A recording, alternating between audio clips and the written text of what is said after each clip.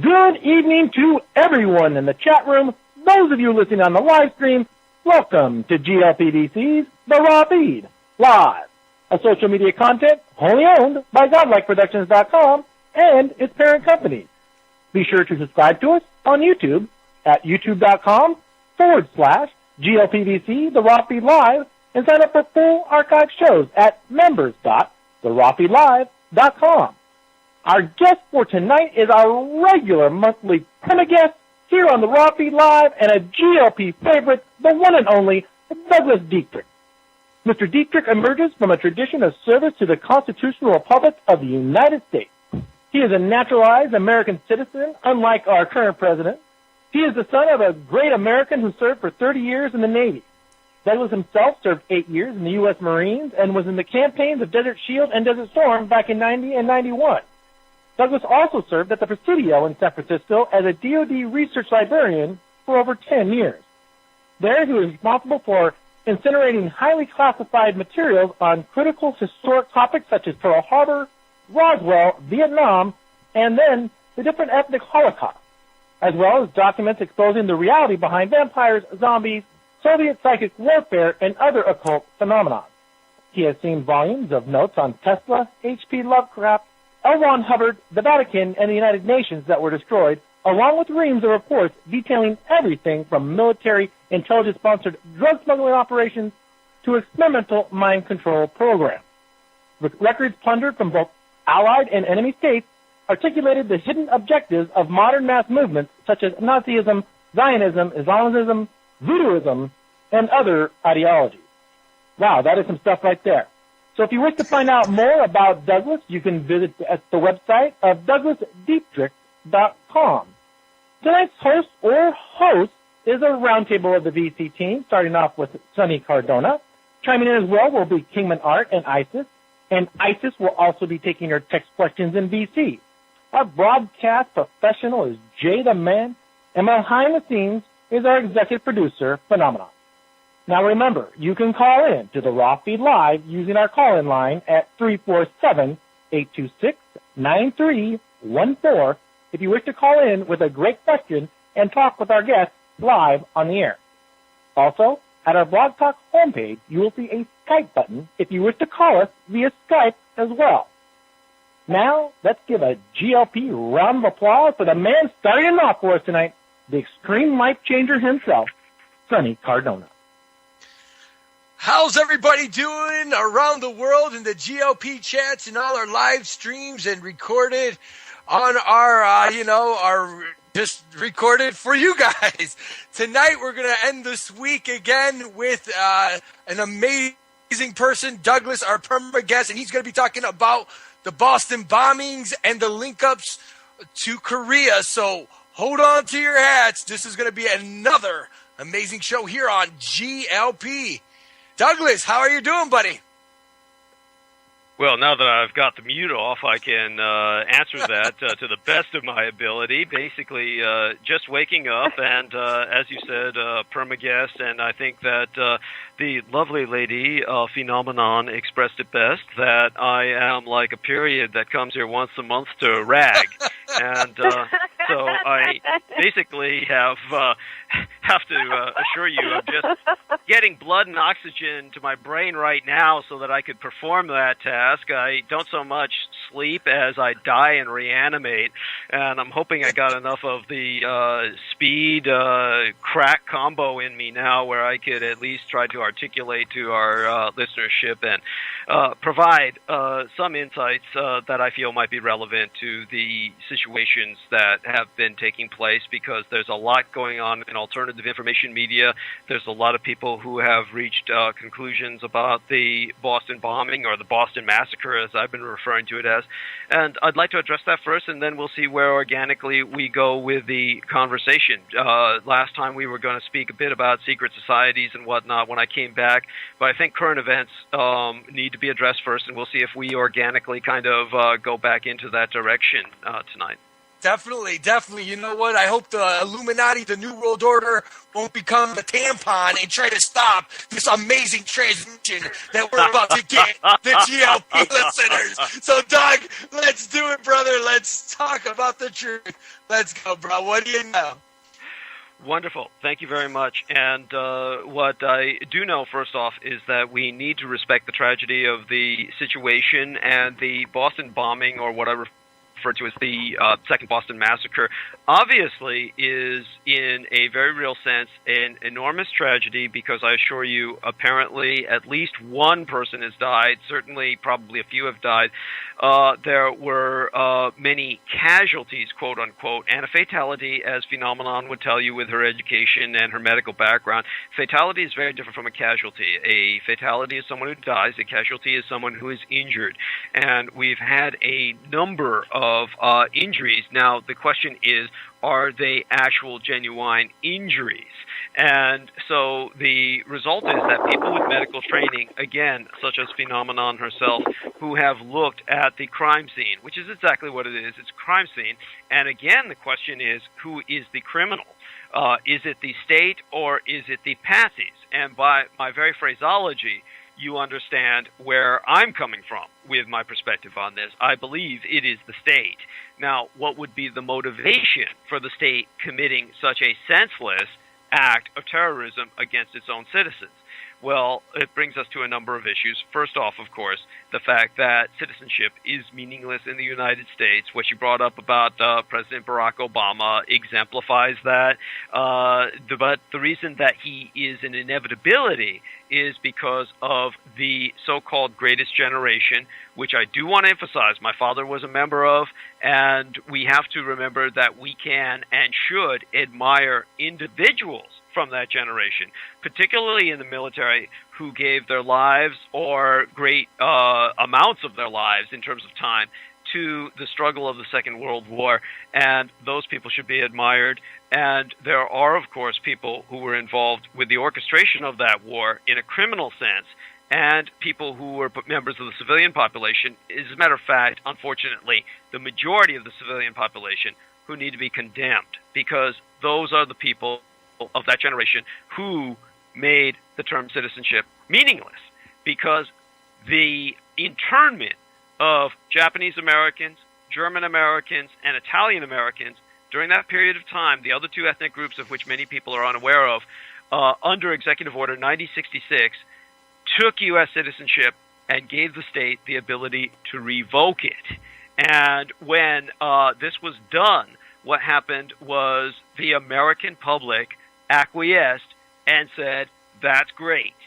And when decades later, the U.S. Supreme Court, in one of the most bizarre and twisted decisions, very ambiguously handed down by that tribunal in its entire history, said that it was constitutional, and the American public just apathetically acquiesced to that, then at that point, what we had was a surrender of the meaning of U.S. citizenship. And in Rome, the ancient empire of Rome, on which our republic is modeled, if you were a citizen, that meant everything. That meant that you could never be a slave. That meant your word was as good as the emperor's. To be a citizen in Rome meant everything. You could never be homeless. The state had to give you a social net, and in return, of course, you swore your allegiance to the state. Now, none of that quid pro quo via the social contract is honored in the United States. We are all struggling and scrabbling in the overwhelming majority just to live day to day, just to feed our families, just to basically avoid homelessness. And the state is not in a position to help us.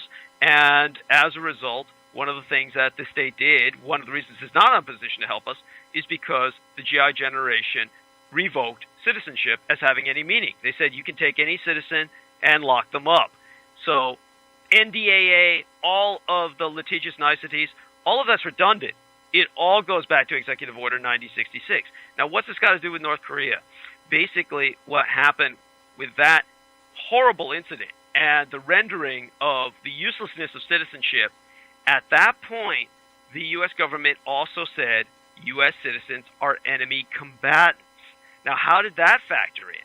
Because many, unknown to most Americans, many Japanese Americans, many German Americans, many Italian Americans fought on the side of the Third Reich, Fascist Italy, and Imperial Japan.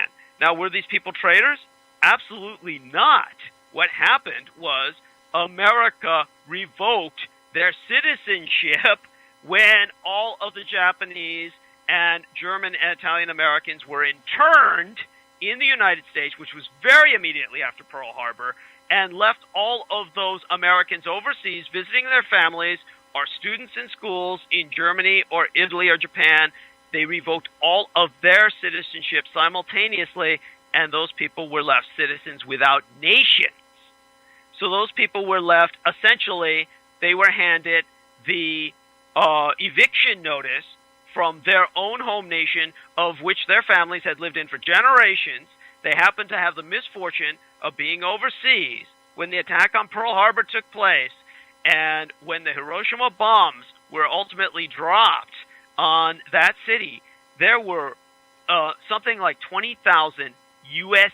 citizens of Japanese ancestry that were in that city at that time, who were stuck there, literally stranded, because they couldn't go home because the Americans had revoked their citizenship from across the Pacific.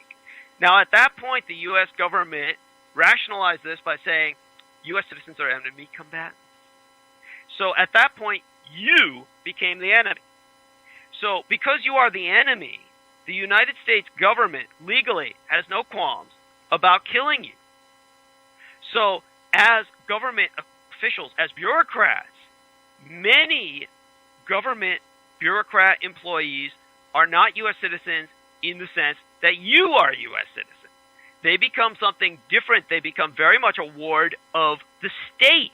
This is why many people are intuitively aware of this. Like in the Soviet Union, the only way you can really have a secure life is to work for the government. Now, in the time of the Third Reich, as I've emphasized before, the Third Reich was a populist movement, a millenarian revolution, very much a pagan, Gnostic, religious revival. But at the same time, the population was rallying towards a very elitist party mindset. And of the German population, which overwhelmingly voted in the National Socialisten, the Nazi Party, only 10% of that population were members of the National Socialisten, or the Nazi Party. And that is why there is an enormous difference between that mentation process and the Soviet Union, where you had to be a member of the Communist Party in order to get a meal ticket. The same with Communist China. Any communist nation, per force, you must be a member of the party or you do not eat. Well, we're coming very close to that in the Soviet model of the United States, which was introduced by Franklin Delano Roosevelt through Roosevelt socialism. Roosevelt invented welfare. At this point in history, we cannot afford to be without it.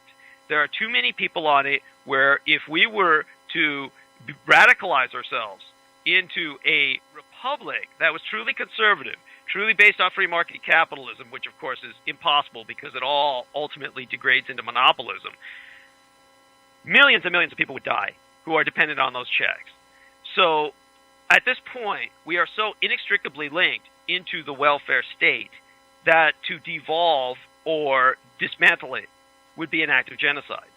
So when we got to this point, why did they ultimately socially engineer us towards this point? It wasn't so much conspiracy as it was organic, and the end result is you have to ultimately become a member of the party to eat. That is probably where it will evolve to. But in the meantime, whether or not it ever reaches that level, what we are stuck with now is that horrible gray zone where transitionally we don't get that support from the state and we are enemies of the state.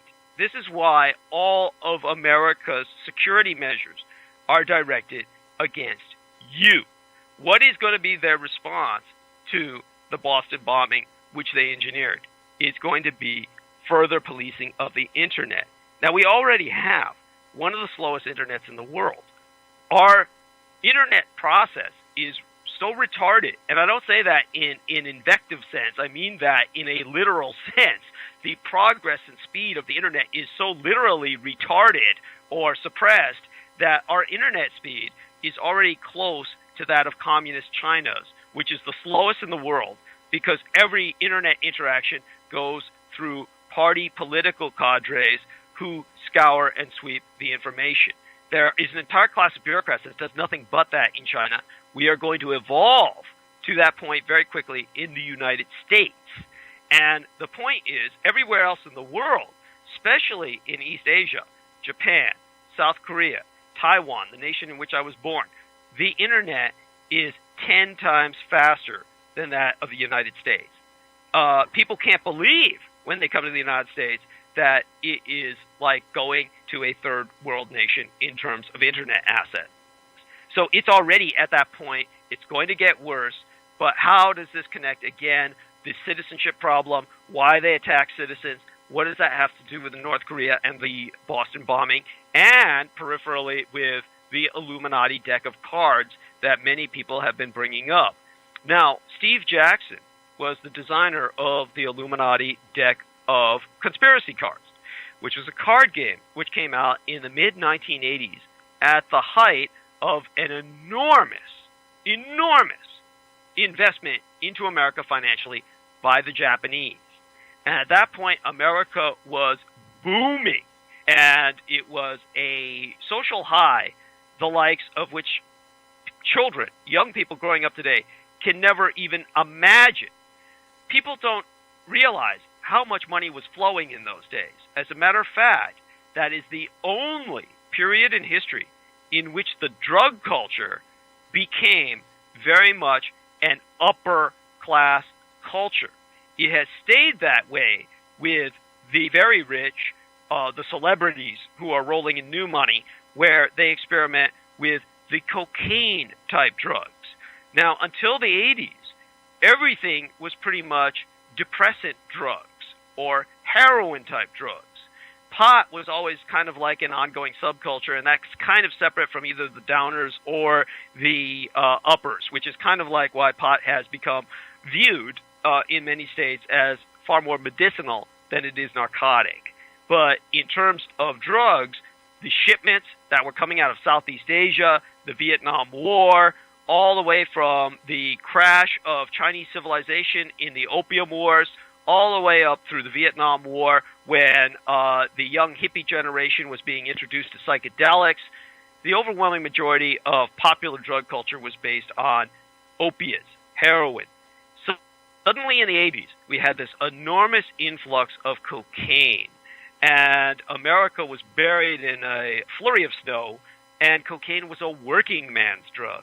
Doctors were using it. Lawyers were using it. And why? Because we were in a period of enormous prosperity with Japanese investment. America was very much becoming, at that point, an economic colony of Japan. Its industry was dying. It was turning into what they called a service economy. They tried to make that sound positive, but what that meant was everyone was flipping burgers and all the rest of that. So we got into this precarious position, which suddenly crashed when President William Jefferson Clinton hit the Japanese with a revocation of all the trade agreements that had been set up with Japanese demands based on America suing for peace in the Second World War. And what was that based on? It was based on the jet stream. We go back to the GI generation again, the revocation of citizenship. The jet stream runs only one way. Emperor Hirohito of Japan knew it because he was a marine biologist. He studied the Kuroshwa, the Japan current. The jet stream is a current of air which follows that current of water, only goes from Japan to the United States. Emperor Hirohito was able to send balloon bombs by the thousands over that jet stream. The Americans could do absolutely nothing to stop it. Rubberized silk and rice paper bombs cost pennies on the dollar for the Japanese to manufacture. And ultimately, as a marine biologist, Emperor Hirohito, who had perfected many biocidal weapons which he had applied in China, was able to threaten the Americans with a biological attack that the Americans could never survive, and the Americans knew it because they had launched such a biological attack in World War I, which had ended World War I. This is why I spoke of that in our last programs, the so-called Spanish flu, which in all American military medical records is known as the American Army flu, that killed 100 million people worldwide, an unsurpassable genocide, and brought an end to World War I. And at that point, the Americans were able to forcibly reorganize Europe, redraw the map of Europe to their liking, and pretty much that's what led to the European resistance and ultimately the emergence of fascism and the National Socialisten or Nazi Party movement. Now, the end result of all of this is something very similar happened with North Korea. North Korea and America were in a very deep, locked struggle that had been going on for years.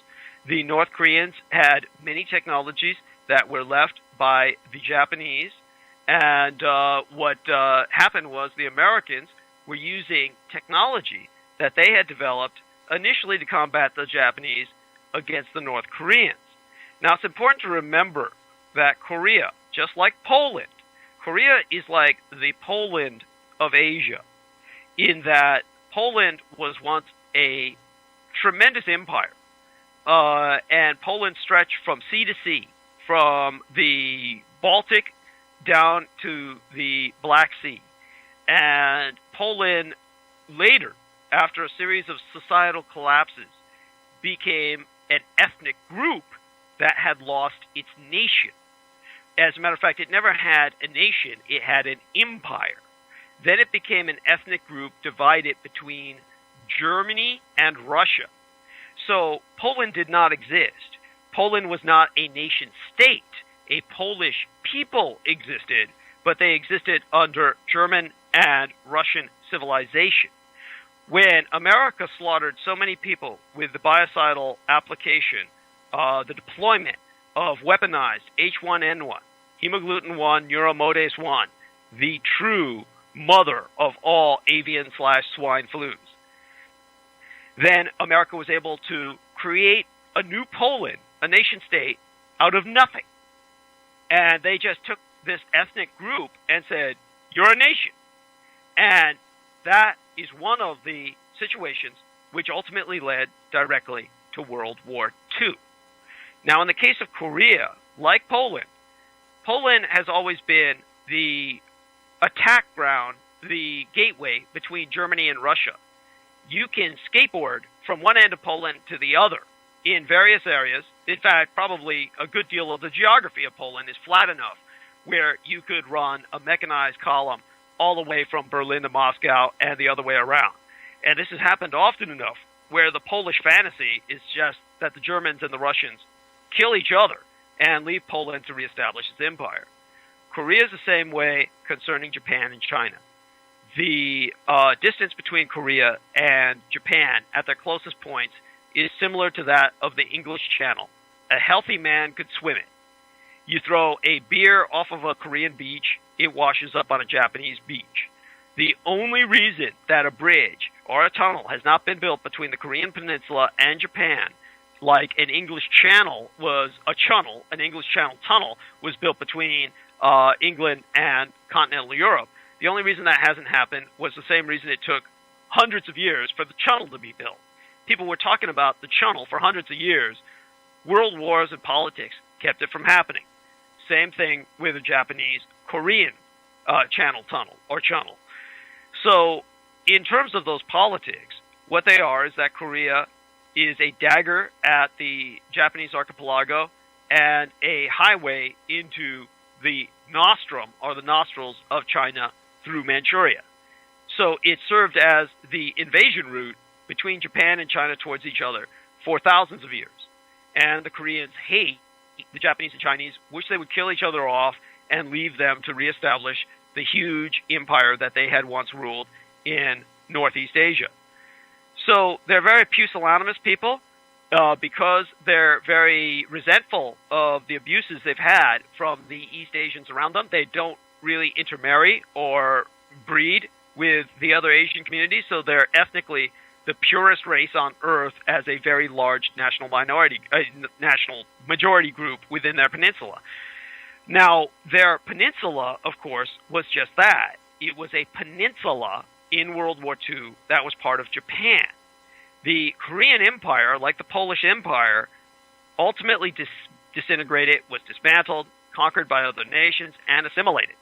And at that period in history of World War II, just like Poland in World War I, there was no such thing as a Korea. There was no Poland in World War I.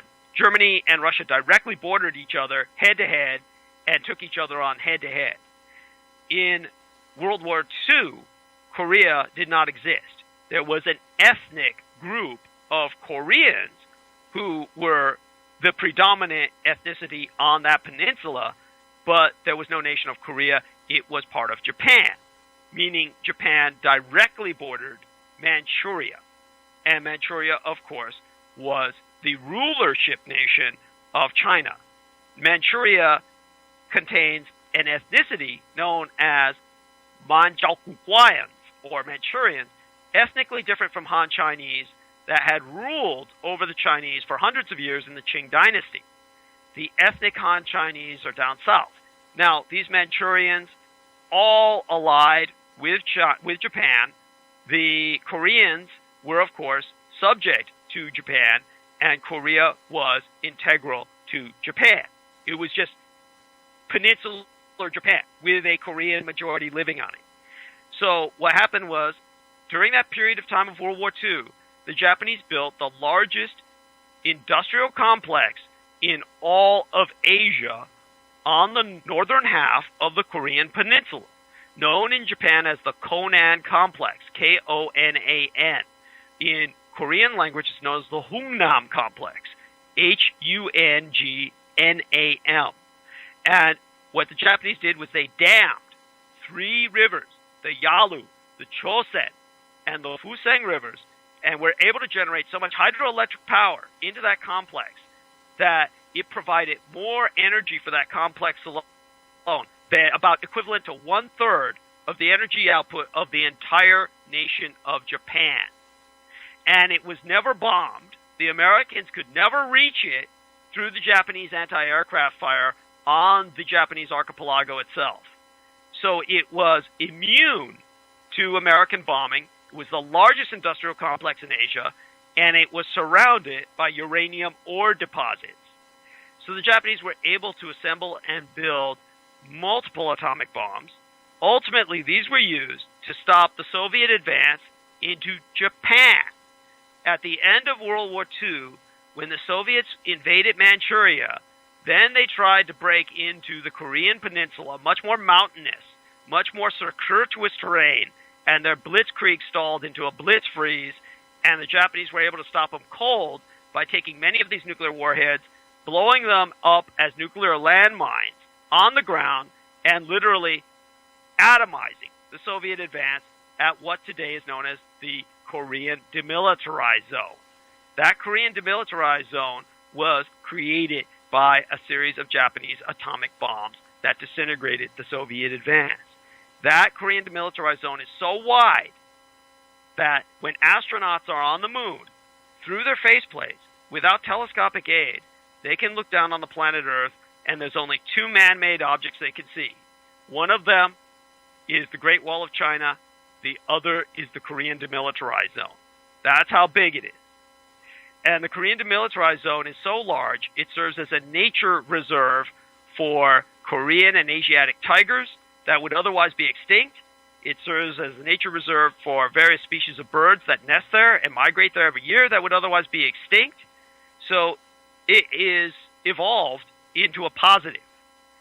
Now, the point is, down south, you have what has become South Korea, where the Americans gave them a nation, just like they gave Poland a nation, out of nothing.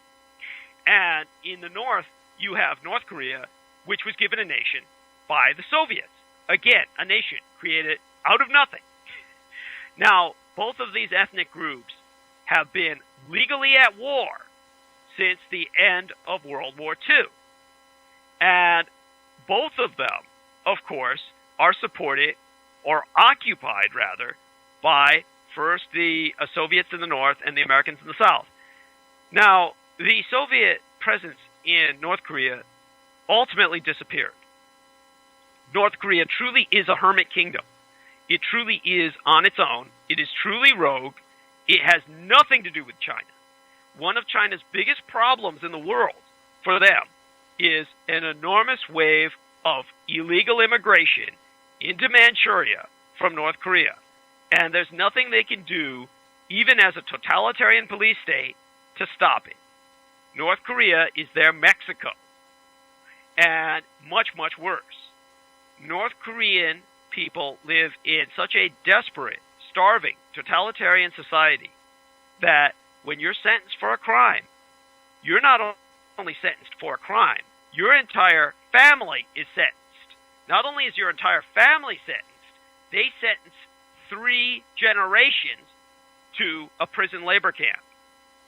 So if you commit a crime, even if it's political, especially if it's political, as opposed to theft or criminality or murder, especially a political thought crime, dissidence, anything of that sort, what happens is you will be sentenced to a concentration camp with your entire family for 3 generations.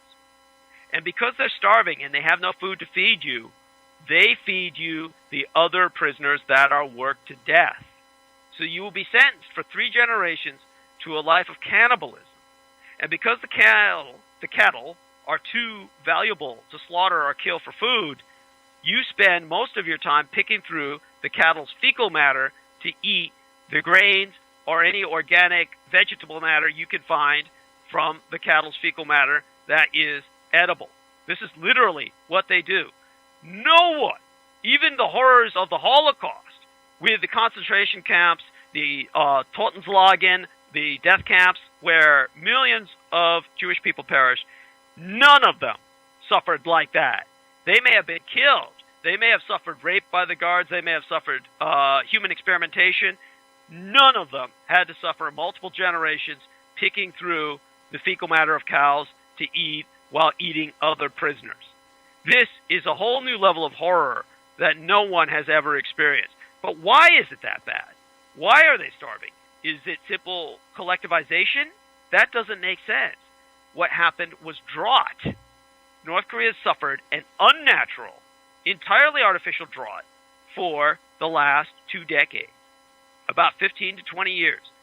Unprecedented in natural history, totally unnatural, makes no sense whatsoever. How did this happen? Because of a weapon which the Americans designed to combat Japan. Because of that jet stream, the emperor knew about it, was able to send the balloon bombs, threatened he started multiple forest fires, was able to map the wind currents to such a degree that he was able to send in one single balloon bomb in the midst of a heavy rain front that took out the electrical conductors at Hanford Dam that gave all the power to the Hanford Weapons Works that produced all the plutonium for the atomic bomb, and he was able to shut down the Manhattan Project with a single $20 balloon bomb. That is how well he mapped the wind currents based on the jet stream, based on all the forest fires he had started, and he told the Americans, I'm going to send bacterials over, biologicals, various diseases, some for cattle, some for humans, some for plants. Going to wipe out your agriculture, going to wipe out your cattle food base, going to wipe out your population. And the Americans sued for peace because there was nothing they could do to stop it. And they didn't even know the jet stream existed until they started trying to bomb Japan, and they ran into 300-mile-per-hour headwinds, 600-mile-per-hour headwinds. Even the B-29 stratospheric super bombers had to hit the ground and face Japanese anti-aircraft fire, and they lost something like 5,000 bombardiers at least to Japanese anti-aircraft fire. As a matter of fact, they lost more than that Japanese anti-aircraft fire. Statistically, it was far more dangerous to be a bombardier than it was to be a U.S. Marine in World War II.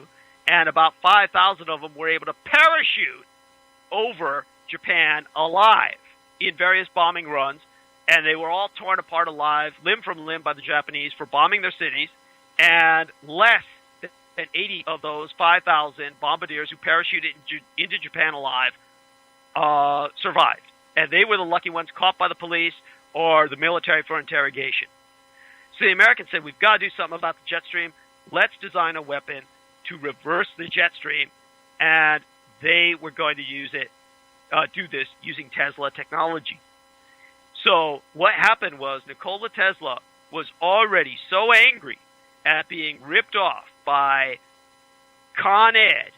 By that I mean Thomas Edison, and they named his entire corporation Con Ed for a reason, who had stolen all of his patents. He had been so ripped off by J.P. Morgan.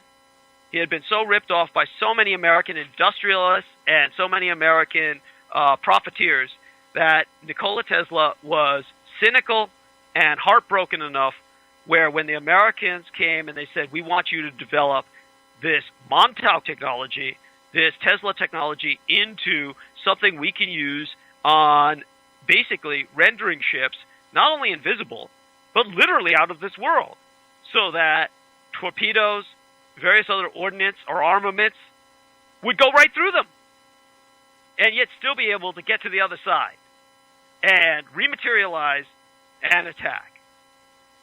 And Tesla knew if he gave this power to the Americans alone, they would use it to dominate the world. And with the kind of treatment he got from the monopoly of technologies he had created, he wasn't going to do it.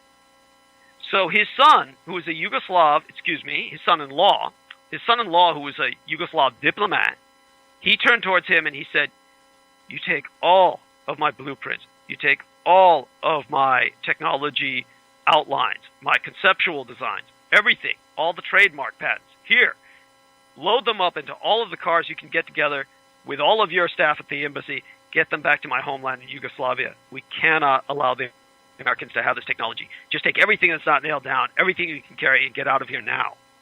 And his son-in-law took all of that with his staff, as many as they could carry in multiple cars, and they took it all back to the Yugoslav embassy and then smuggled it back home. Now, at that point in history, Yugoslavia had disintegrated into a terrible civil war. It was a civil war in which the Americans made their own enemies. And if you speak of secret societies, you speak of atrocities, people often speak of the Jesuits, and the Jesuits, of course, are a massive Vatican State intelligence agency, and they have nothing to do with this story per se. Really what happened was concerning the Franciscans. The Franciscans in particular were a very, unbeknownst to most people, militant order of fundamentalist Catholics, and Vatican City State was an independent state within a state, and still is, of course. It's recognized by the United Nations. On the Italian peninsula, when Benito Mussolini established himself as Il Duce of Italian fascism, even he dared not invade and incorporate the Vatican City State. So when World War II commenced and the Italians invaded Yugoslavia, Greece, the Balkans, later on the Germans entered the game, what happened was that Croatia, Hrvatska, as it's known in the Croatian language, was turned over to the Vatican City State as Vatican territory. And Croatia was the only Axis nation that, along with many other Axis nations, such as Bulgaria, such as Romania, such as, of course, Hungary, Slovakia, all of these nations, along with the Third Reich, declared war against the United States when the Japanese attacked Pearl Harbor. Croatia did as well. And Croatia is the only Axis nation in World War II in Europe that was never bombed. And this is because it was not Italian territory, it was not German territory, it was Vatican territory. And what happened was they turned loose the Franciscans. And the Franciscans, along with Ante Pavlich, who was the Peglovnik, or the Croatian Führer of Hrvatska, they established the only concentration camps in Europe that were meant specifically for children, run by nuns in Duvno and Lovnin.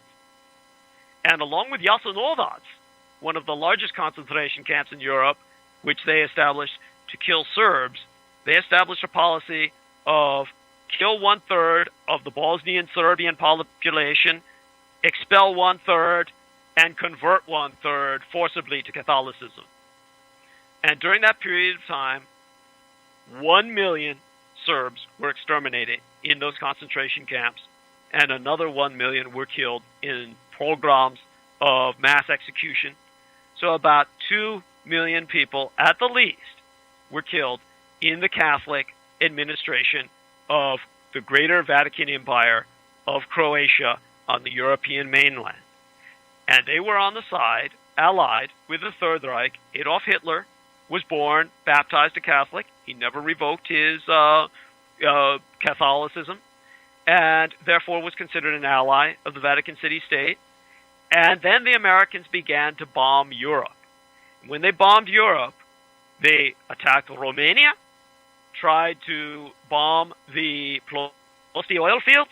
They failed miserably. The Germans, of course, outthought them. The Romanians and the Germans fought them in the skies, shot down many of them, and the Americans had to come in very low to bomb with their planes, and suddenly faced 88 anti-tank guns that were facing them from the sky. This was done because the Germans had mounted these 88 anti-tank guns in the oil towers, in the oil rigs, and were shooting the Americans down using anti-tank guns from the sky. So many Americans were shot down that when they retreated from Ploesti, they had left hundreds of living servicemen behind who had parachuted out of their planes. And of course, normal pilots will never shoot a man in a parachute. So they made it to the ground alive. Now the time, or the business of the Germans, was to locate them, find them, bring them to what they considered justice because of their bombing a civilian oil field. Now, the Serbs were allied with the Americans, and the Serbs basically rescued all of these American parachuted servicemen. And along with several British men, the Serbs rescued overall about 600 Allied airmen, 521 of which were U.S. citizens. They delivered them to a pickup point in the largest missing in action rescue operation in history. And they turned them over to the Americans, and the Americans automatically, underneath the leadership of men like Curtis LeMay, were presented with an enormous amount of gold from the Vatican, and the Vatican said, "We want you to bomb Serbia." And like the criminal wing of mercenaries that they were, like so many American air servicemen were, like the Flying Tigers, who were mercenaries, who were criminal by not only international law of the League of Nations, but criminal by the domestic laws of the United States, Curtis LeMay also had that Flying Tiger mentality, and when the Vatican City gave him the gold, he ordered his men to bomb the Serbs who had just rescued them. So all these men who were just rescued, some of them, one of them I knew personally, was a Jewish-American airman named Richard Feldman, lived in Phoenix, Arizona. He dedicated his life to trying to find out why this took place. He refused to partake in the bombing because he himself watched with binoculars.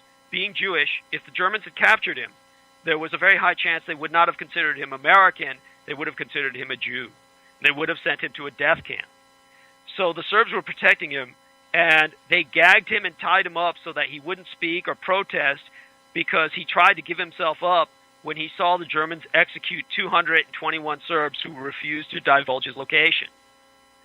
And when he came back to base camp, the first thing the Americans told him was, "Now we're going to turn around and bomb the people who just rescued you."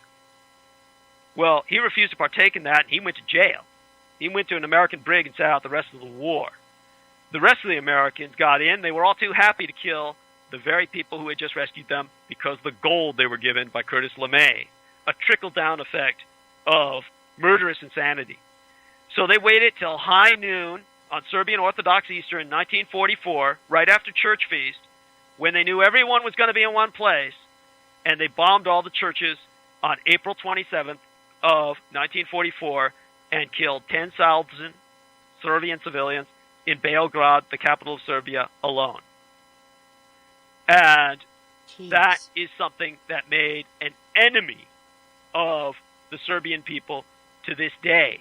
Now, what does this have to do with Nikola Tesla? Nikola Tesla, of course, was Serbian.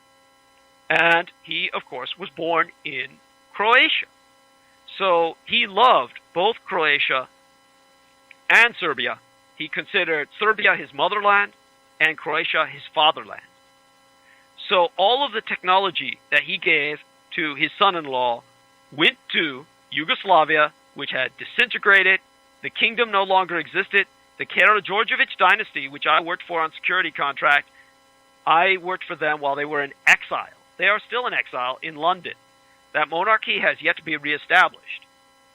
So they have not abdicated the throne or their claim to it, but the kingdom of Yugoslavia disappeared, and it was in civil war between the Croatians, who were an Axis satellite ally, Vatican territory, and the Serbs, who were invaded by the communists under Josip Broz Tito, and essentially were suffering from a communist invasion and occupation.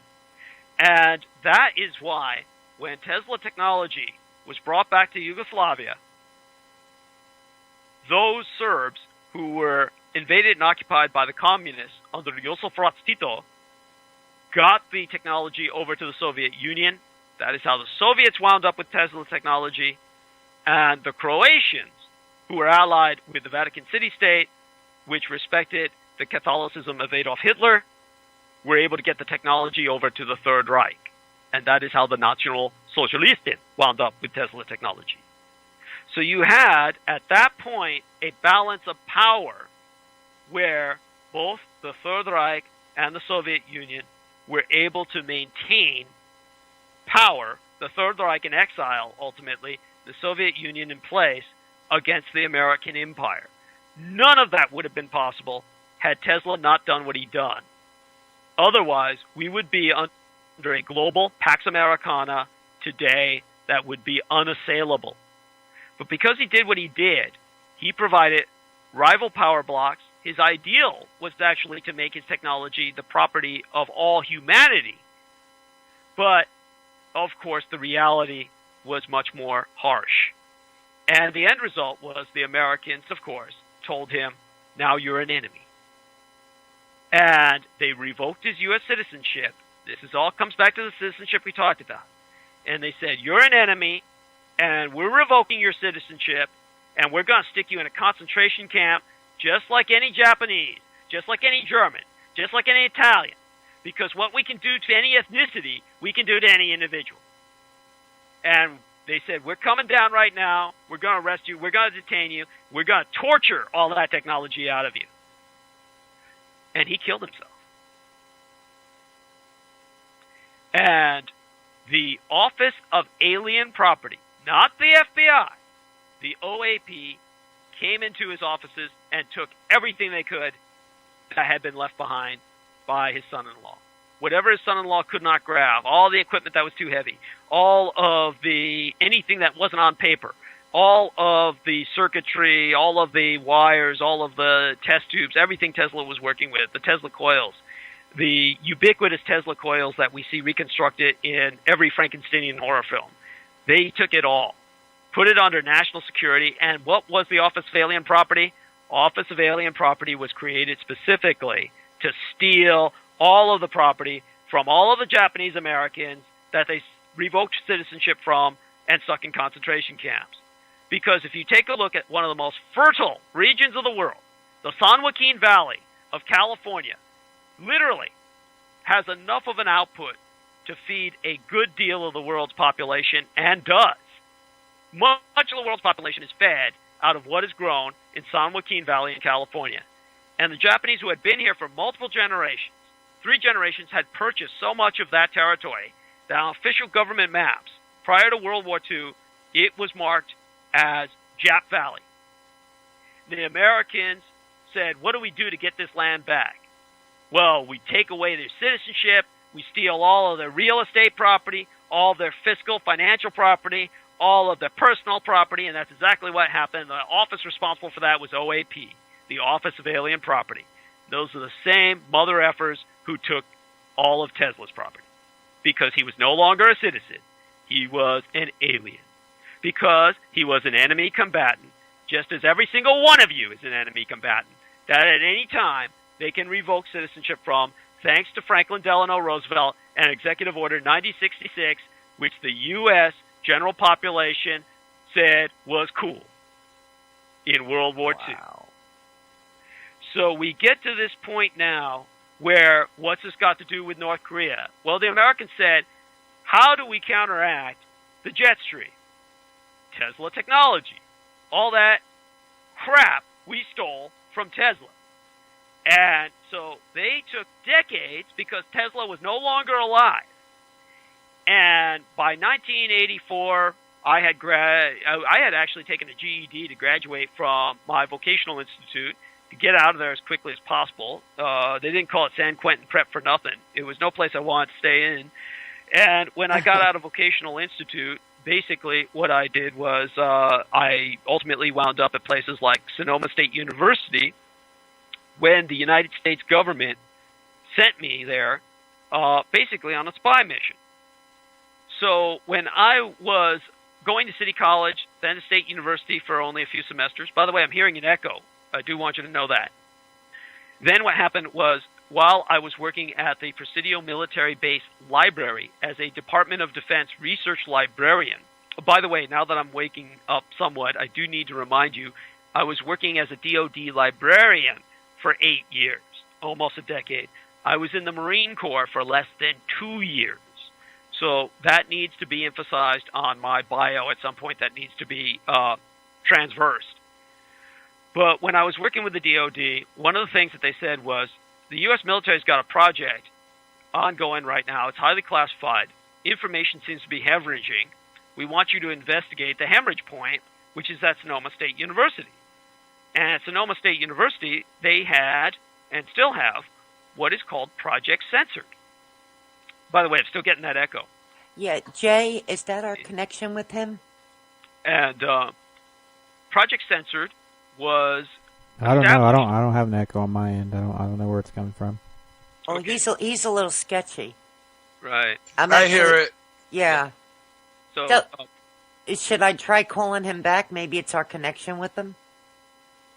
Conceivably, unless you want me to soldier on, I can go on with just as happily, so long as it's not bothering anybody in particular. But it's just out there. I know it's out there, so it's kind of a background noise.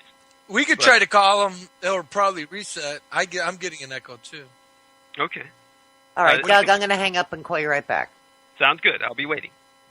Yeah, so the point that I was making about what I was sent to investigate in Sonoma State was Project Censored. Project Censored was established by John McLaughlin of the McLaughlin Group. It was established by Ted Koppel, really big names in the industry of media, to basically help journalism majors prove their mettle as potential investigative journalists by investigating every semester the most underreported stories of the year. So twice a year, the Sonoma State University-based Project Censored would release a series of 10 to a dozen stories or so, maybe even sometimes as much as a score of stories that were underreported, ongoing situations. And the year that I was dispatched to Sonoma State University, I was sent to investigate what they were finding out about what would ultimately become the HARP Project. And the HARP Project, of course, at that point that I was there in Sonoma State University, technically did not exist.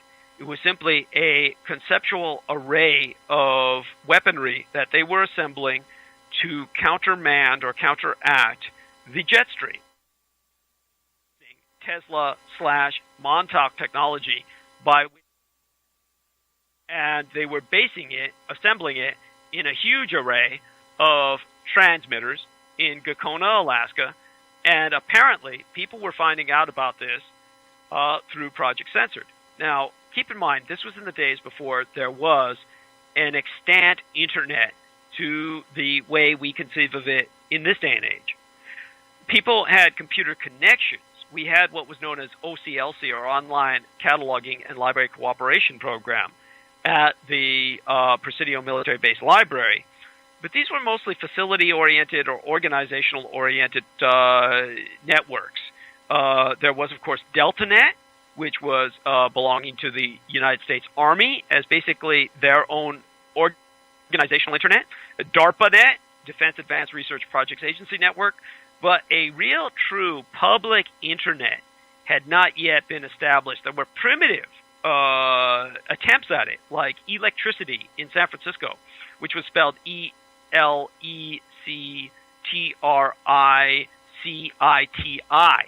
And I know of that because the satanic chaplain of the U.S. Army, who I had been ordered to liaison with for almost a decade, sued them for distributing an enormous amount of information on his trial that he faced in affiliation with the enormous child molestation scandal that occurred at the child daycare center at the Presidio military base.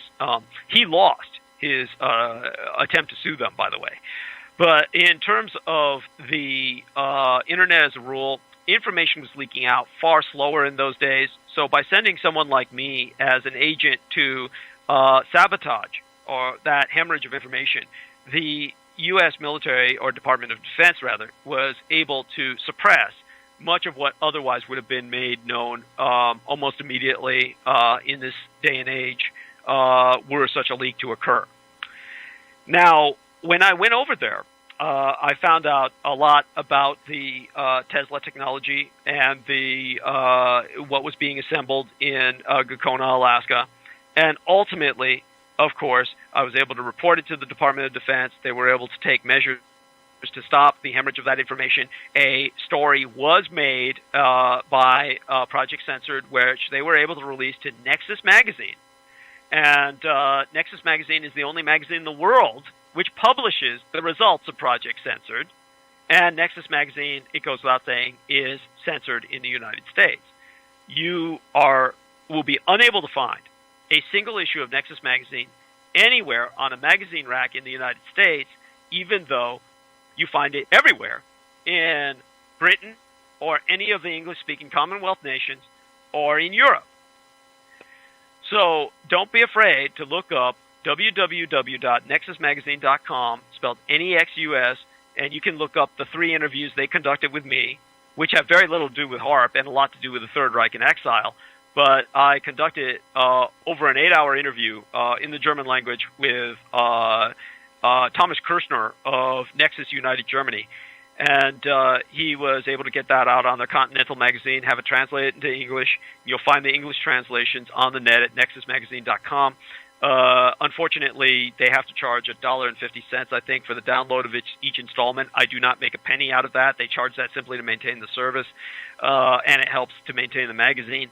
But the reason that's so important is to support them, because without them, nothing would have gotten out on the HARP technology in the first place, and nobody would even be talking about it today.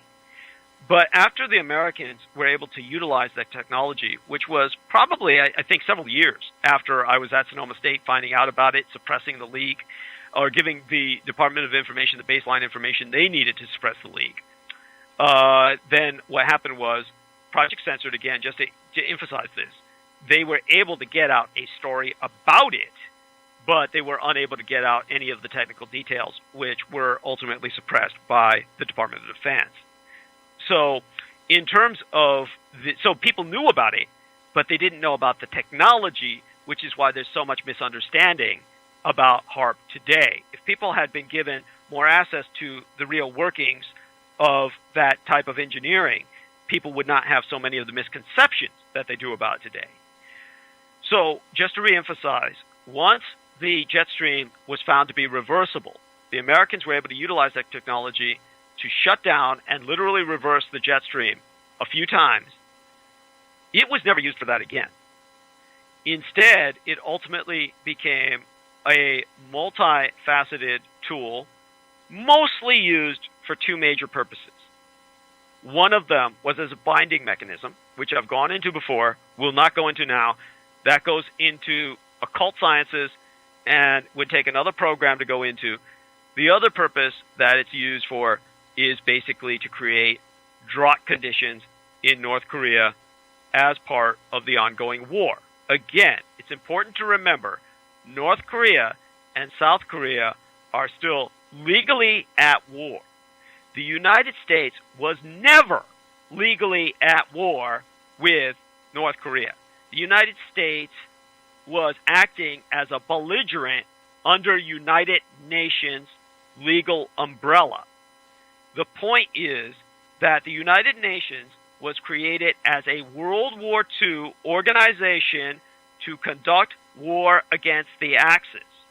One of the reasons why the United States is still involved with the United Nations, is because we are still legally at war with the Thousand-Year Reich in exile. Now, the Japanese-American War came to an end. When America sued for peace in 1945, they were brought to the discussion table, the conference table, the peacemaking table with the Japanese, and peace discussions lasted almost half a decade. During that period of time, Japanese made demands that were met. The Americans were forced to open their market to the Japanese, and American industry died. Japanese industry boomed, and that was recognized through the Peace Treaty of San Francisco, signed at the Presidio military base in September 8th of 1951, treaty effective August 28th it was either August or April 28th of 1952.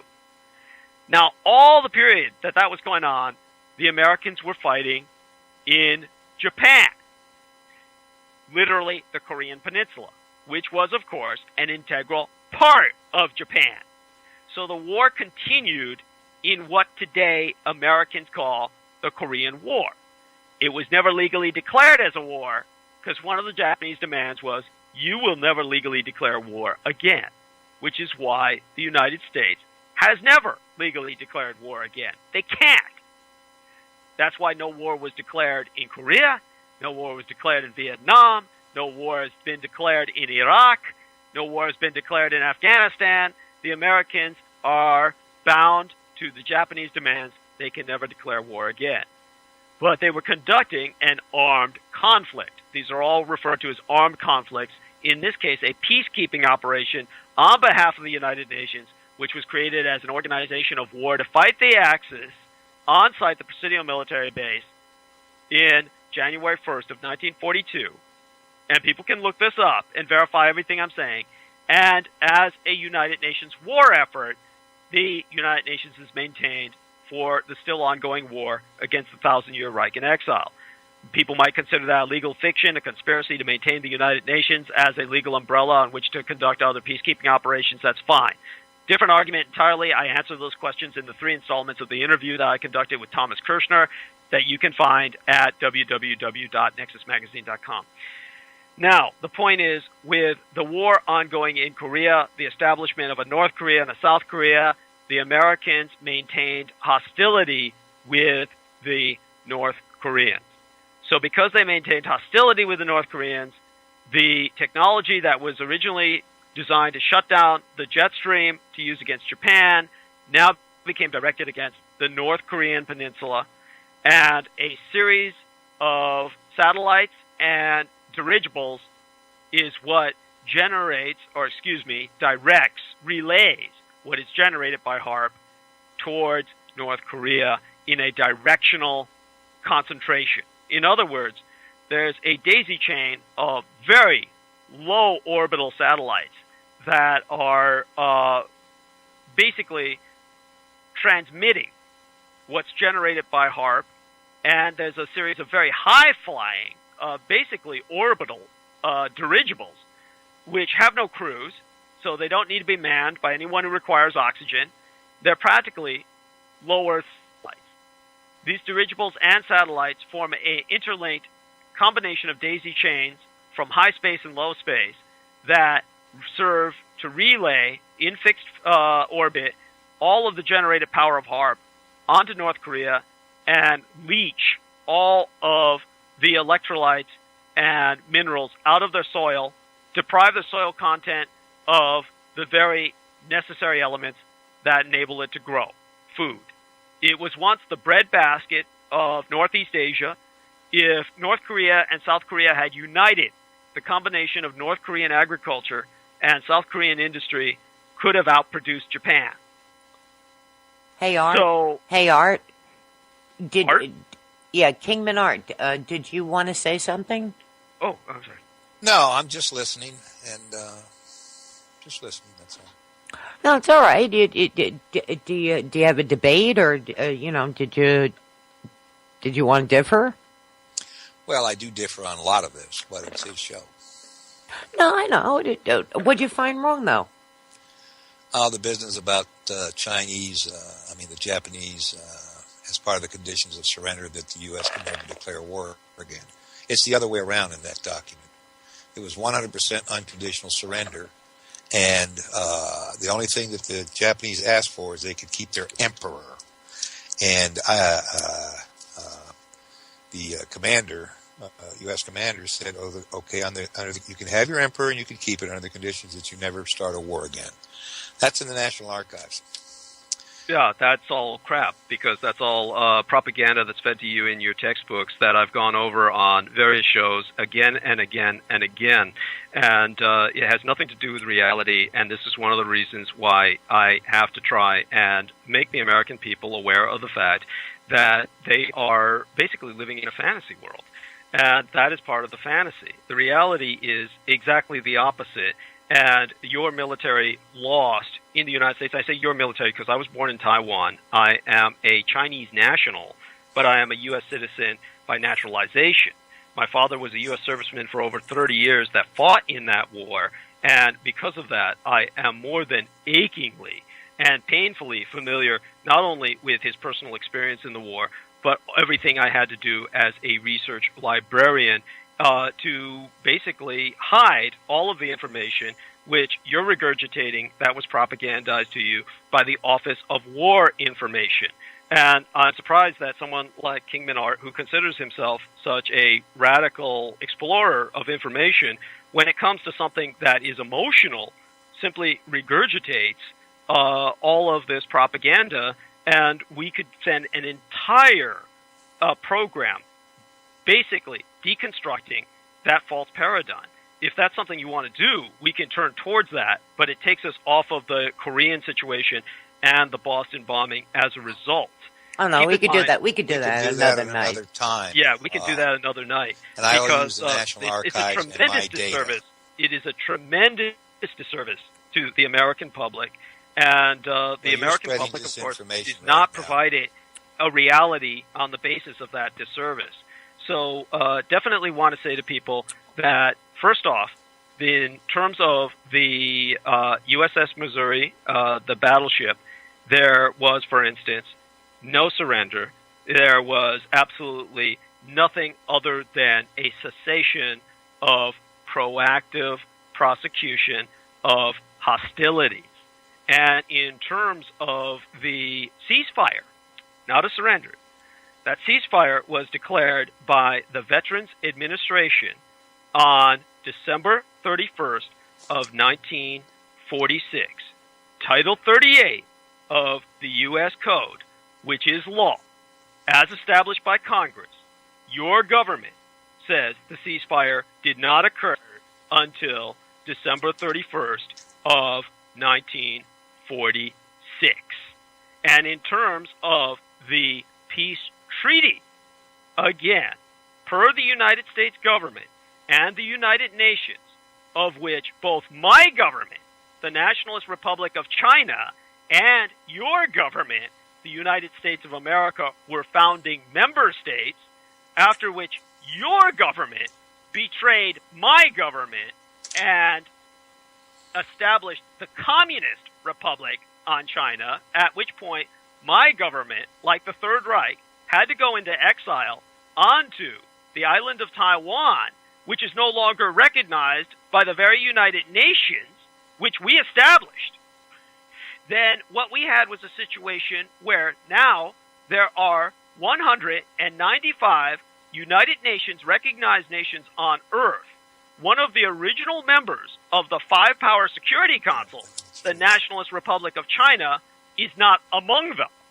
So we have that government, Which government which are I you was talking born, to? You refer on to the an Chinese government island as your of government. Is that 25 correct? million people that is not Well, you're a recognized Chinese guy. by the United Nations. So my point is, here goes an island, a Republican government in exile that helped to found the United Nations. It is not recognized by the United Nations, and there are very few Americans that I have ever met that are even aware of this reality. So if Americans aren't aware of that reality, and they have a communist Chinese government now as a security, a Dietrich. council member of the United Nations, how on earth can you expect them to remember or know the truth Dietrich. about the Japanese situation? Dietrich. And in terms of what I am saying, think as well that this United Nations, with the United States, signed the peace treaty with Japan in San Francisco, right here where I'm living, at the Presidio military base, where I worked for almost a decade. Again, September 28th, 1951. Now, you can look that up, because until that point, Japan and the United States were legally at war. And they would still be at war until the Treaty of San Francisco went effective on April or August 28th of 1952. You got a link End to of that story. treaty? No ifs, Doug, no ands, Do you have no a link buts, to that treaty? no excuses. So when you're Turn faced that with around. the Do you reality have of a link that, to that treaty? everything that you say is fantasy. End of story. And there's nothing you can say to deny it. Well, This is I'm open asking source you, material. Douglas, do you This have a is link to that open treaty? source He material. doesn't hear me. So you cannot argue give with up. me on this. You can Doug. have whatever opinion you want. You are not allowed choice of your own facts. You cannot create your own facts. What I can give you ask for is proof reality from you, of and history. so far I haven't heard anything. This is So well, then statements without basically you're in proof. denial. You're Show in me absolute the denial proof if you and say show you have not the heard listeners anything. the proof. What I'm giving you is the law. You're talking Basic- to me, and when- I want to Think see about the Title proof. 38 of the U.S. Code. This is not an Doesn't have the proof, folks. obscure.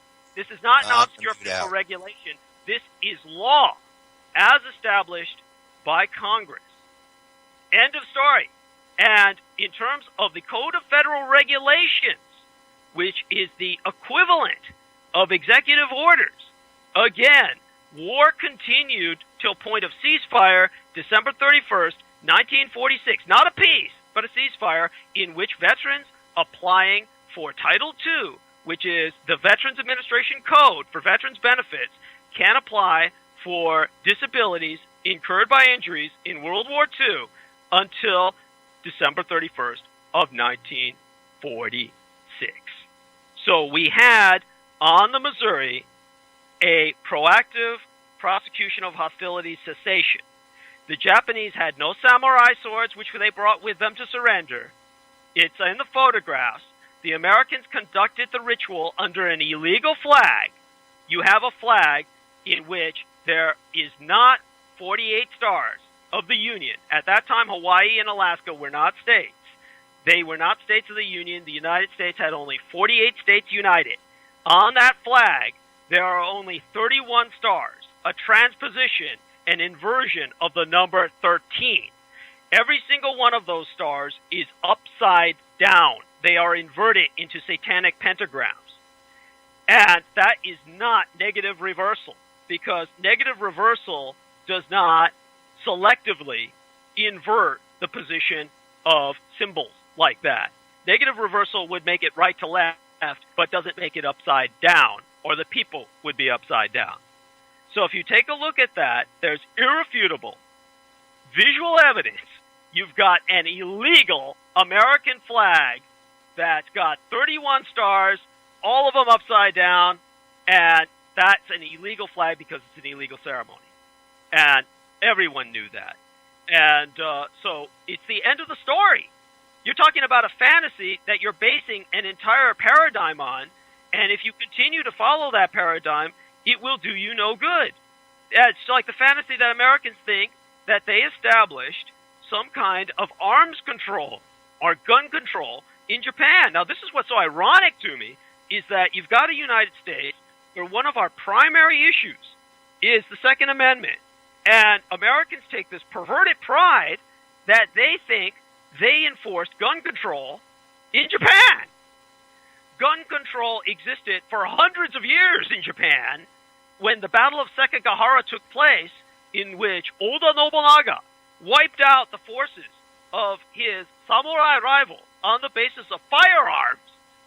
He used 1/3 of all firearms that existed in the world at that time that he had purchased from the Portuguese and the Dutch.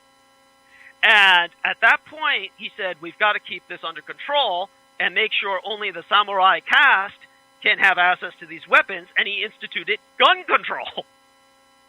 Now, Americans say they established that in World War II. It's a fantasy.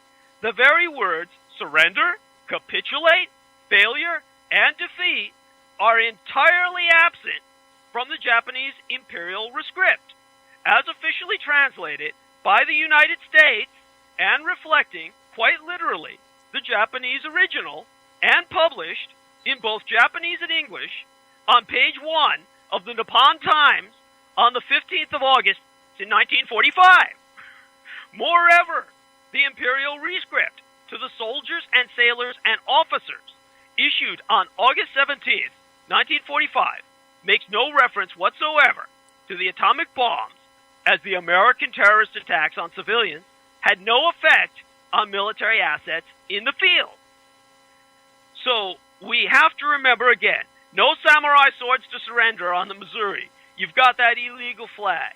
It is propagandized as VJ Day simply because they had to give the American public something to celebrate. The American public was more than happy to say the war was over, and they've got this big photograph of Truman holding a headline that says, Japs surrender. I can show you another photograph of Truman with him holding up a headline with that same shit-eating grin that says, Dewey beats Truman. And both of those headlines are lies. Again, end of story. There is no argument with anything I say. You can form opinions. Any one of us can, but none of us are allowed our own facts. Again, it was, by the way, the 28th of April, if I remember now correctly. I think it's April, yes. It was April 28th of 1952. The Japanese-American War came to an end. And again, look up the Treaty of San Francisco. End of story. None of this. I'm aware of the Treaty of San Francisco, and that was the formalization of Japan's surrender. No, it was a peace. All of the Treaty of Peace, not the same thing. Conferences. Have you ever heard of an unconditional surrender? All of the conferences. First off, let's go into that.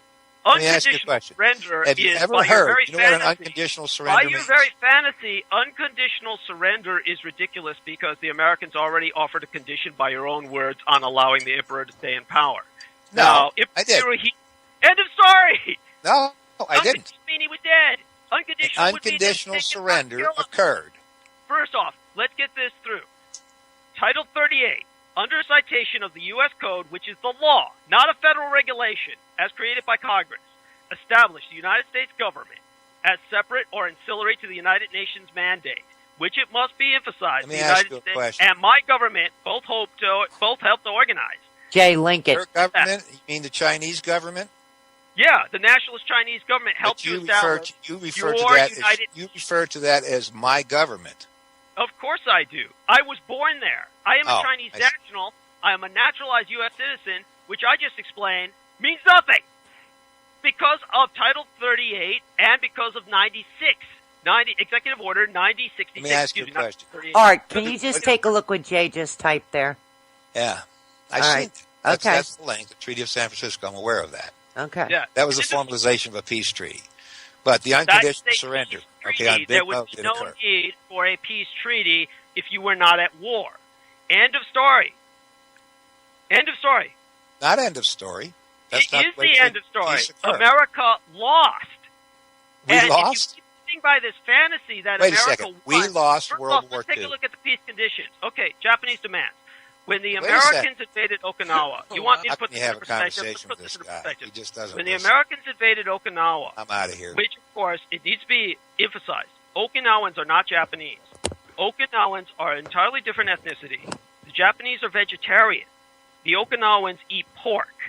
like the Chinese. So the Okinawans subsist on pork. One of the things the Americans did was, while they were killing, raping, and torturing everyone on Okinawa, and to put this in perspective for you, more Okinawans killed themselves to avoid rape and torture at American hands than Japanese were to die at Hiroshima and Nagasaki combined. And one of the things the Americans did to kill all the Okinawans was they slaughtered all the pigs. That was based on the Frontier Army's experience with killing all of the buffalo. So the Indians, who lived off of buffalo skins for warmth, buffalo meat for food, and buffalo bones for tools, that's how they exterminated the Indians, was by killing the buffalo.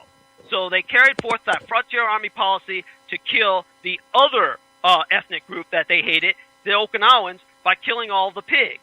Well, one of the first demands of the Japanese peace demands, the war demands, was you will bring pigs to Okinawa and repopulate the pig population so the Okinawans do not go extinct.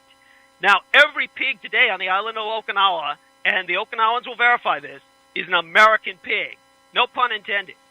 And in terms of the American... no bacon intended. You got a really distorted view of reality. I'm sorry. I don't know where you got it from. American all your pigs. Aircraft carriers for us to manufacture into cars to sell back to your population for our economy. And the Americans, you can follow the shipping trail. I've never heard so much crap in my entire life. Every aircraft carrier, except for a few, like my dad, was basically part of a small group of sailors, or a large group of sailors, who lobbied to have a few World War II aircraft carriers kept in the United States as floating museums. Now, if it weren't for the efforts of my dad and a number of other sailors, those aircraft carriers would have gone to Japan along with the rest of them. And all those aircraft carriers were turned into Toyotas, which were sold back to the U.S. by Japanese demand. If you're driving a Toyota manufactured in the 1960s or 70s, it's made out of an American aircraft carrier surrendered to the Japanese on basis of their demand.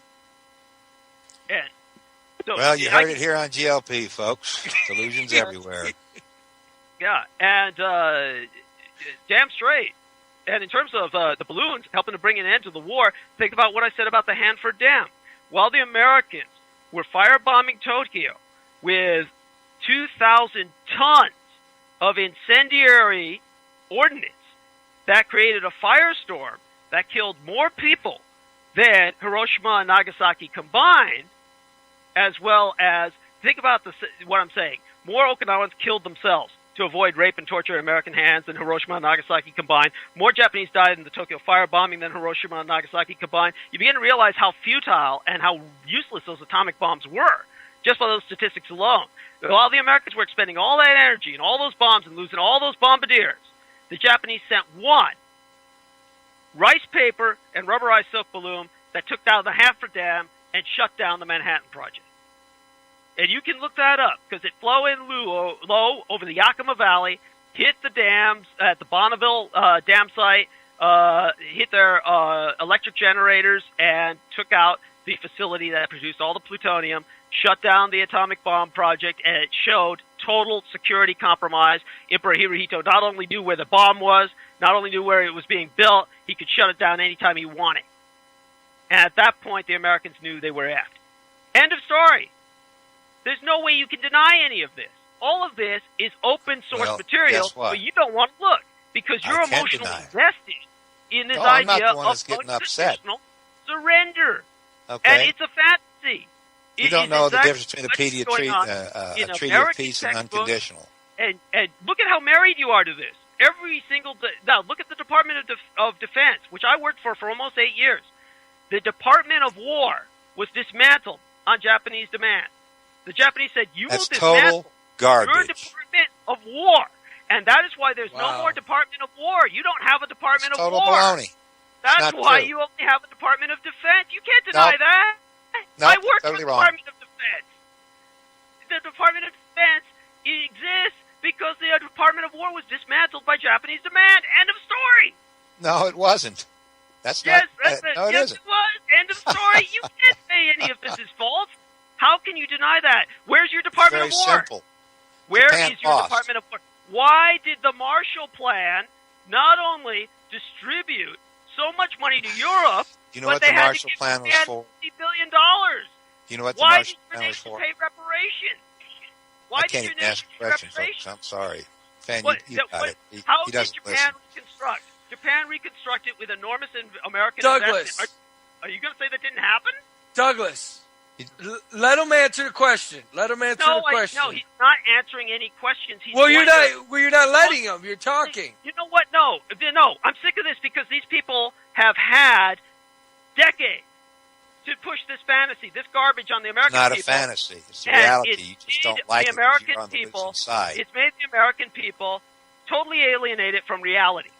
No, You it cannot function on the basis of this man's fantasies and the kind of fantasies he represents. Everyone, when you say let this guy My talk, fantasies? that is ridiculous because that is like saying let somebody talk who's been saying the same crap for 50 years. Paper rice bomb is one, and atomic bomb is zero. You know, in terms of what he's saying, well, look at what he's saying. An atomic bomb costs billions, the equivalent of billions in World War II dollars. And the paper rice balloon bomb, we were able to manufacture by the thousands and the thousands for pennies on the dollar, and that is why they won, because they were ready to distribute biocidals. So a far Japan, more effective war. weapon, Is that what you're trying to as tell me? demonstrated by how the Americans ended World War I. Are you trying to tell me that Japan won the war? Absolutely. Okay. End of story.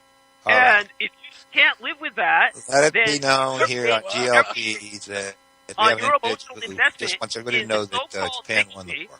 And again, it's all in the papers about how you had to remunerate Japan. Why is it the Americans had to give Asia $50 billion at the end of the war? Why is it the Americans paid reparations? We Why haven't is paid it that the reparations. Americans had to clean up Hiroshima and Nagasaki? The Japanese said, We had are too not much gonna bacon send burning there. military You know, men. nukes do So that. why did we In pay Nagasaki, reparations? They sent in the Marines and the U.S. Army to clean up Hiroshima and Nagasaki. You can vet that. You can look that up with open source material, and all those men died. They all ultimately contracted radiation sickness. No, they didn't all die. I know Yes, about they did. this. No, they didn't. This is where it gets so sickening.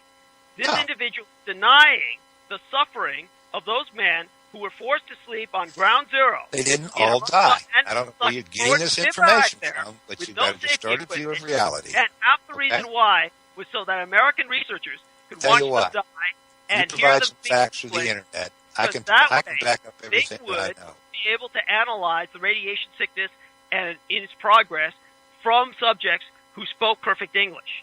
That is why the American scientists thought this was such a great opportunity, and they were more than happy to advocate that the U.S. government send troops to clean up Hiroshima and Nagasaki. End of story. It's a Keep fact. saying end of story, but Yeah, you're it is making the end of the distortions story. of history, which in Telling fact a are not story. true.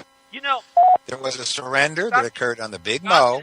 It was an unconditional surrender. what did I just Okay. say? And then 5 years after that, they set up the Treaty of Peace signed in San Francisco. That was a formalization. If the Americans talk had to won, this guy. there would not be Sorry. a single Japanese left alive tune today. out now. because Let it him was just a rant war of off. genocide. End of story. The Americans basically wanted to kill every single Japanese on Earth. That was the order. All of the American Army advocated that. Life magazine advocated that. And the Americans lost the effing war because if they hadn't, there Hey, wouldn't Douglas, be here's a question for you Japanese from the person listeners. alive Okay? today. Doug, here's a question, Doug. Here's a Doug- question for you. End of This story. is from John Cocktoson, okay? He's asking you this. Douglas, if Japan, quote, won the war, quote, why did General Douglas MacArthur write the Japanese Constitution?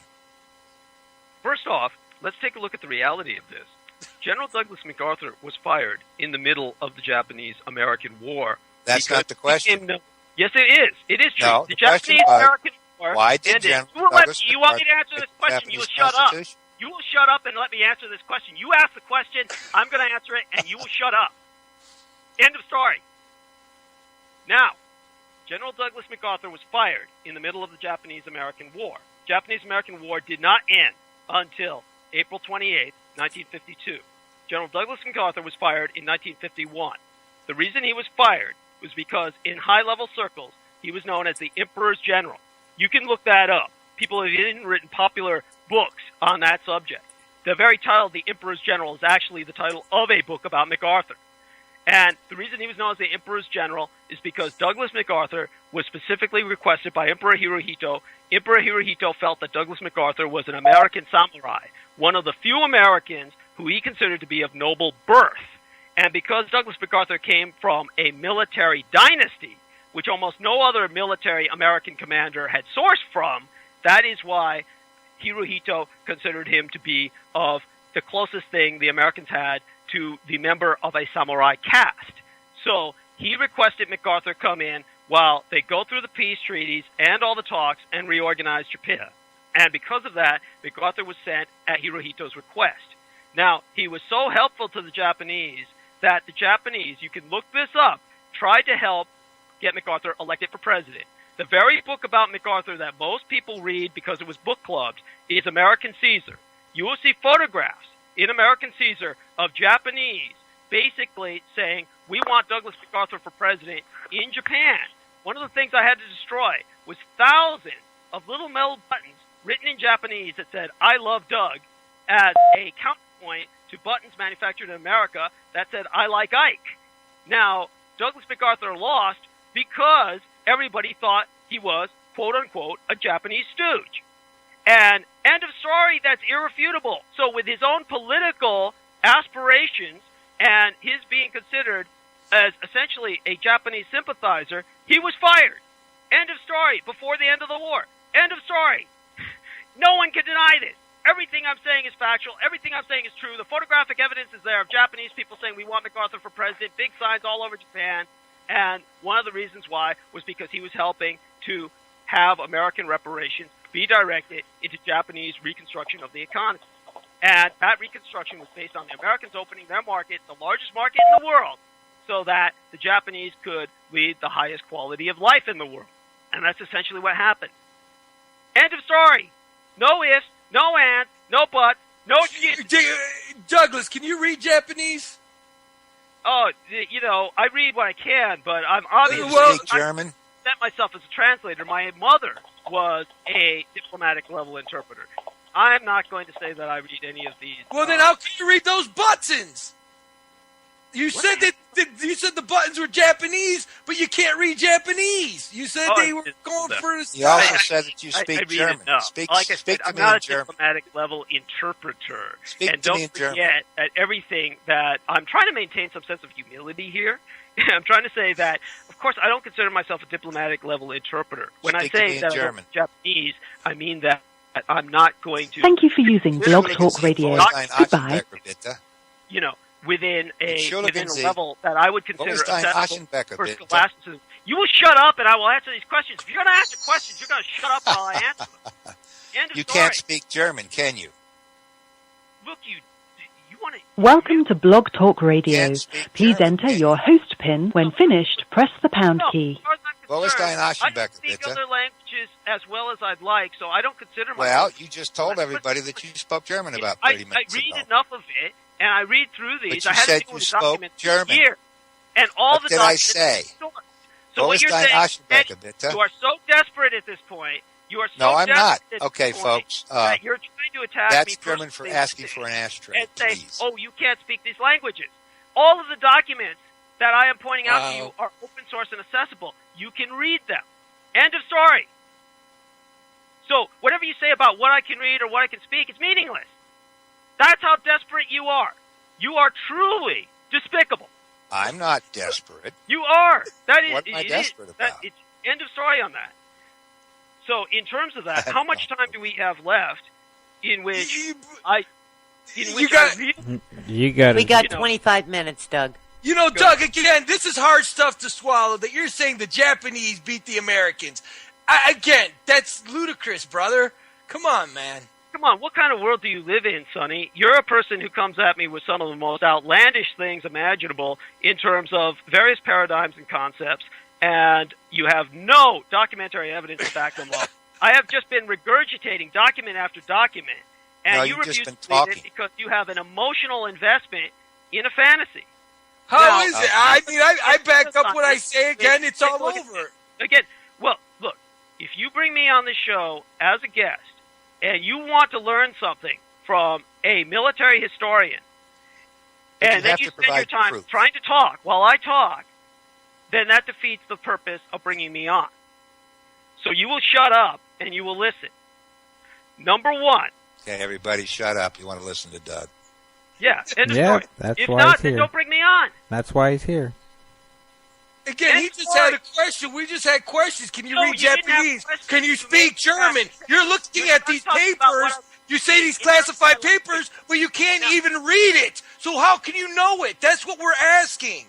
Hey, That's look, the point I'm trying to make. There you go again. Shut up. Both of you, shut up. I can read Well, it. you're But not willing to Shut up. reply to Shut up. questions from the audience. Shut up. End of story. Huh? You want me on or not? Well, you don't want to Yeah, shut up then. answer any questions.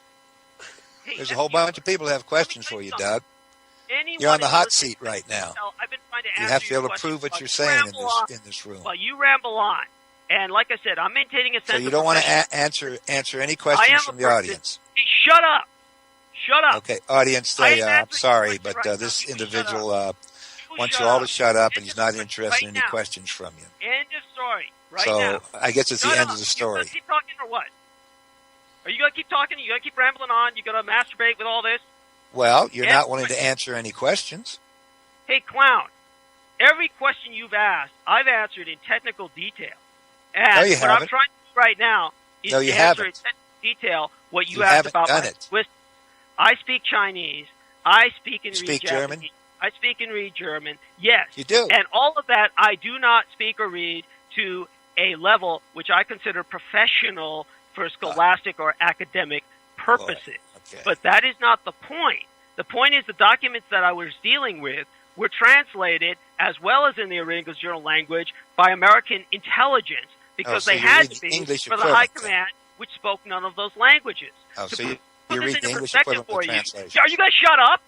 Are you guys I'm fucking just asking shut you a up? question. Sorry. See, if you bring me on here, I'm trying to answer your question, then you start talking. You will shut up. During World War II, Okay. 10% I guess he of doesn't Japanese want to answer any military questions, spoke folks. So, English. you Whereas, guys can take it from are you there. going to shut up or what? Hey, Phenomenon, are you going to let him just keep rambling on like that while I'm talking? All right, let him finish. During World War II, 10% of the Japanese military spoke English. During World War II, effectively, statistically, 0% of the U.S. military spoke Japanese. And as a result, the Americans had all of these Japanese Americans that they were going to intern in concentration camps. And what happened was that they said, we're going to abduct a number of them before we start the war, which the Americans started, and we're going to train them to speak Japanese because these Japanese hadn't been there for 3 generations. These were American Japanese. They had U.S. citizenship, and they were abducted. They were taken to the Presidio military base. They were forced into what became the Defense Language Institute, which later moved to Monterey, California, but was established on-site at the Presidio military base. Now, I dealt with all these records. Again, you can vet all this through open source material. These 100 Japanese-American men were placed under the training of Colonel John Weckerling. And Colonel John Weckerling basically brought together the few Americans in the United States who were academicians and professors who spoke Japanese, and they had to teach these Japanese Americans to speak Japanese because they'd been citizens for over 3 generations. They had totally assimilated. They had never learned Japanese. The proper name for the language is Nihongo. And the point is, they were going to use them as spies. This was done on November 1st of 1941, a full month before the Japanese attack on Pearl Harbor. Now, as a result, the Defense Language Institute was founded in the Presidio military base. Again, resource all that. Now, all of these Japanese Americans, been there for generations, couldn't speak Japanese. I was born in the Republic of China, which was part of Japan until 1949. And nobody ever asked, how did the Nationalist Republic of China, which was on the mainland, suddenly get onto Taiwan? Taiwan was never invaded. Taiwan, unlike Okinawa, never suffered an invasion. It was too large for an invasion. It's 100 islands. Japan has, still to this day, 6,865 islands, at least, under its empire. End of story. That can also be verified. So the end point was that Taiwan, with 100 islands, basically would have been an army operation. The Americans didn't have the logistics or the manpower to conduct it, so it stayed into the Japanese administration, again, till 1949. Suddenly, the Chinese government of the nationalists, which helped establish your United Nations, relocated itself there. Nobody asked how this happened. It's because the Chinese and the Japanese signed a separate peace treaty. That is why my government was evicted from the United Nations, which was created to fight the Axis. So I was raised in this government that is Chinese ethnically, Japanese acculturated, and it is a very unique environment, not recognized by your United Nations. We're one of the largest economies on the earth, and nobody factors us in politically. That is the kind of fantasy world you live in. And so I grew up speaking Japanese. Douglas, can I just chime in for a second? All right, I just want to remind you a while back when we were having that heated discussion, a bunch of us, that when we were discussing the Gulf of Tonkin and we were bouncing shit off each other, that the LBJ tapes declassified and released in 2001 proved that the Gulf of Tonkin didn't happen the way they publicized it to the American people. Right. So just because it's in the history books or it's published in the paper, just take a look. We discussed what's his face, propaganda. The Pentagon Papers. What the hell was his name, Jay? Remember his name? I can't think of it right now. Well, I know Propaganda. He was a Marine, by the way. He was an ex-Marine, But he would have spent the rest of his life in jail if it hadn't been for Watergate. Basically, that particular individual risked his life to expose the Pentagon Papers, and in this day and age, he would have been shipped to Guantanamo. But that's the point. I'm taking this enormous risk, just like that individual, to try and bring out the truth, but because Americans don't want to hear it, they start personally attacking me about things like, oh, what's your fluency in language levels? Well, I'm telling you, all of the intelligence agencies had to interpret all the documents I was dealing with. I was reading them in both English and Japanese. I don't consider myself to be an expert like my mother. My mother was she was a diplomatic level interpreter. And so my language comes nowhere near the scholastic or academic level of hers, but it doesn't need to for what I'm saying. Because what I'm saying is open source documentation that you can reference, but you instead want to attack me personally in terms of, oh, can you speak this or can you speak that? That's irrelevant. You speak perfect English, and when it comes to World War II, you don't know jack shit. That's funny. Both of you, Sonny. Both of you. That's funny stuff. The other dude, Mr. Cowboy over there. Wait a minute, what? Wait, whoa. Slow your roll, brother. Slow your roll. It's, again, it doesn't matter. That's like, it is really offensive because you go up there and you have no right to do what you've just done, but I tolerate it because this information needs to get out. End of story. And again, bottom line, the whole world is controlled by satanic Illuminati scumbags, brother. It doesn't matter who is who, and you need to realize that. What the hell is bottom line? What did you just say? I said that the secret satanic societies have been controlling and manipulating this world. Bottom line. It doesn't matter, Japanese, Korean, American, at the top echelon, it's Lucifer and his boys, and it's only Jesus Christ that can save us. If you got any other answer, brother, you're wrong. Well, I served under orders as liaison to the officially recognized Janet Chaplain of the United States Army. Oh my God! You know something? Right now, Certainly. I feel like Wayne Gretzky's face after an Al McGinnis fucking slap shot. There you go, guys.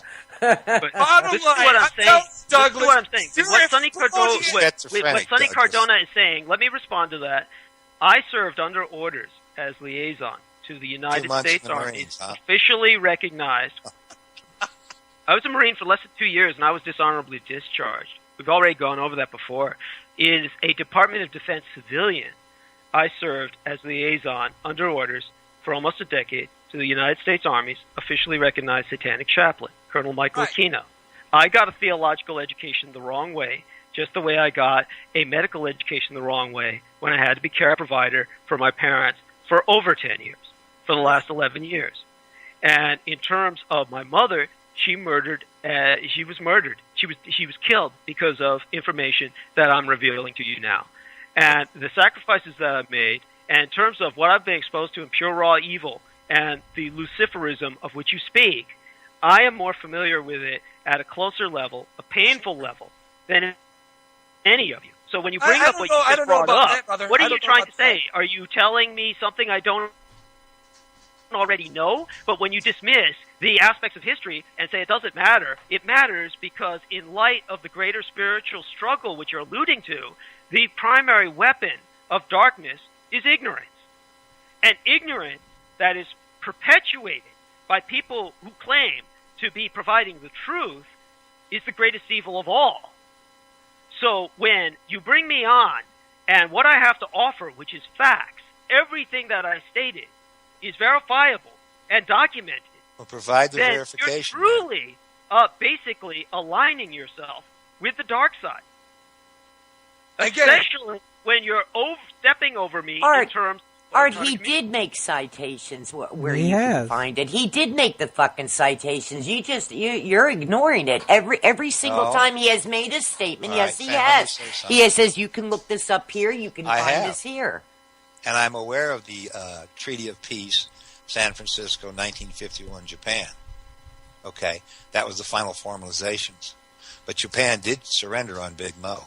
And it was unconditional. This is the fantasy that you're contending with. Where are the Chinese on Art, you also fought with us about the Gulf of Tonkin, where we said that, it didn't happen the way they released it, in the press. And, you and I locked horns over that, too. Yeah. And meanwhile, I linked you to where it was finally admitted in 2001 that our government... it didn't happen the way our government. I just want to say this. And that's a Freedom of Information Act. If you don't agree with it, you don't agree with it. However, if this stuff is documented and put out there and it's available in the Freedom of Information Act, you got to accept it one way or another. I understand that, Fan, but what he's saying is that Japan won the war. Yes. Do you accept that?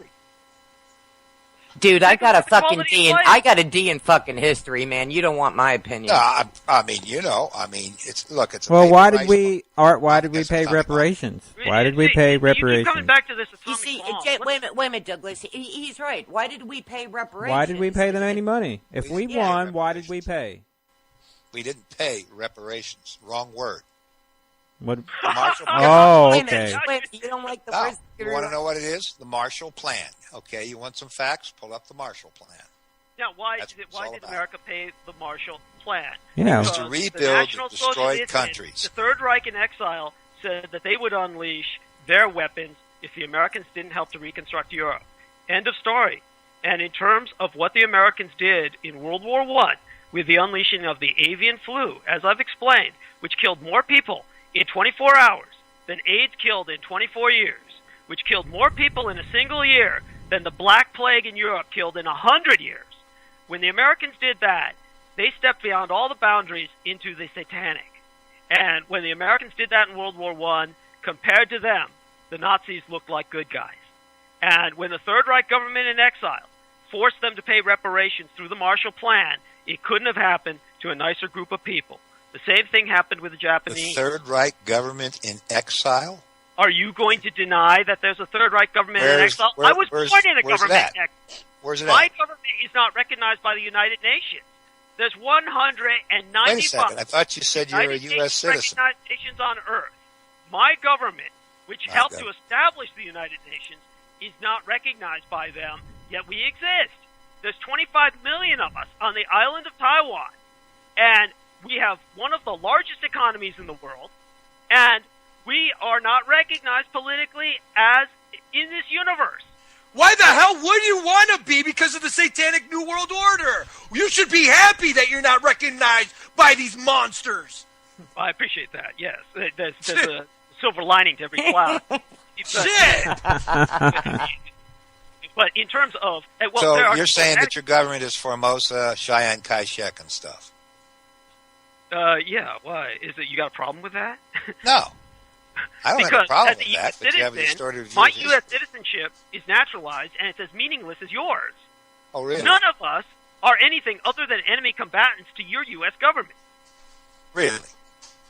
What would you consider that, since that was decided by the United States government, basically in the trial of Italian Americans, for instance, who had fought on the side of fascist Italy? There were a number of them who were U.S. citizens who wanted to be tried as Americans, and the Americans said no. The American government said that what's going to happen is you're considered an enemy combatant.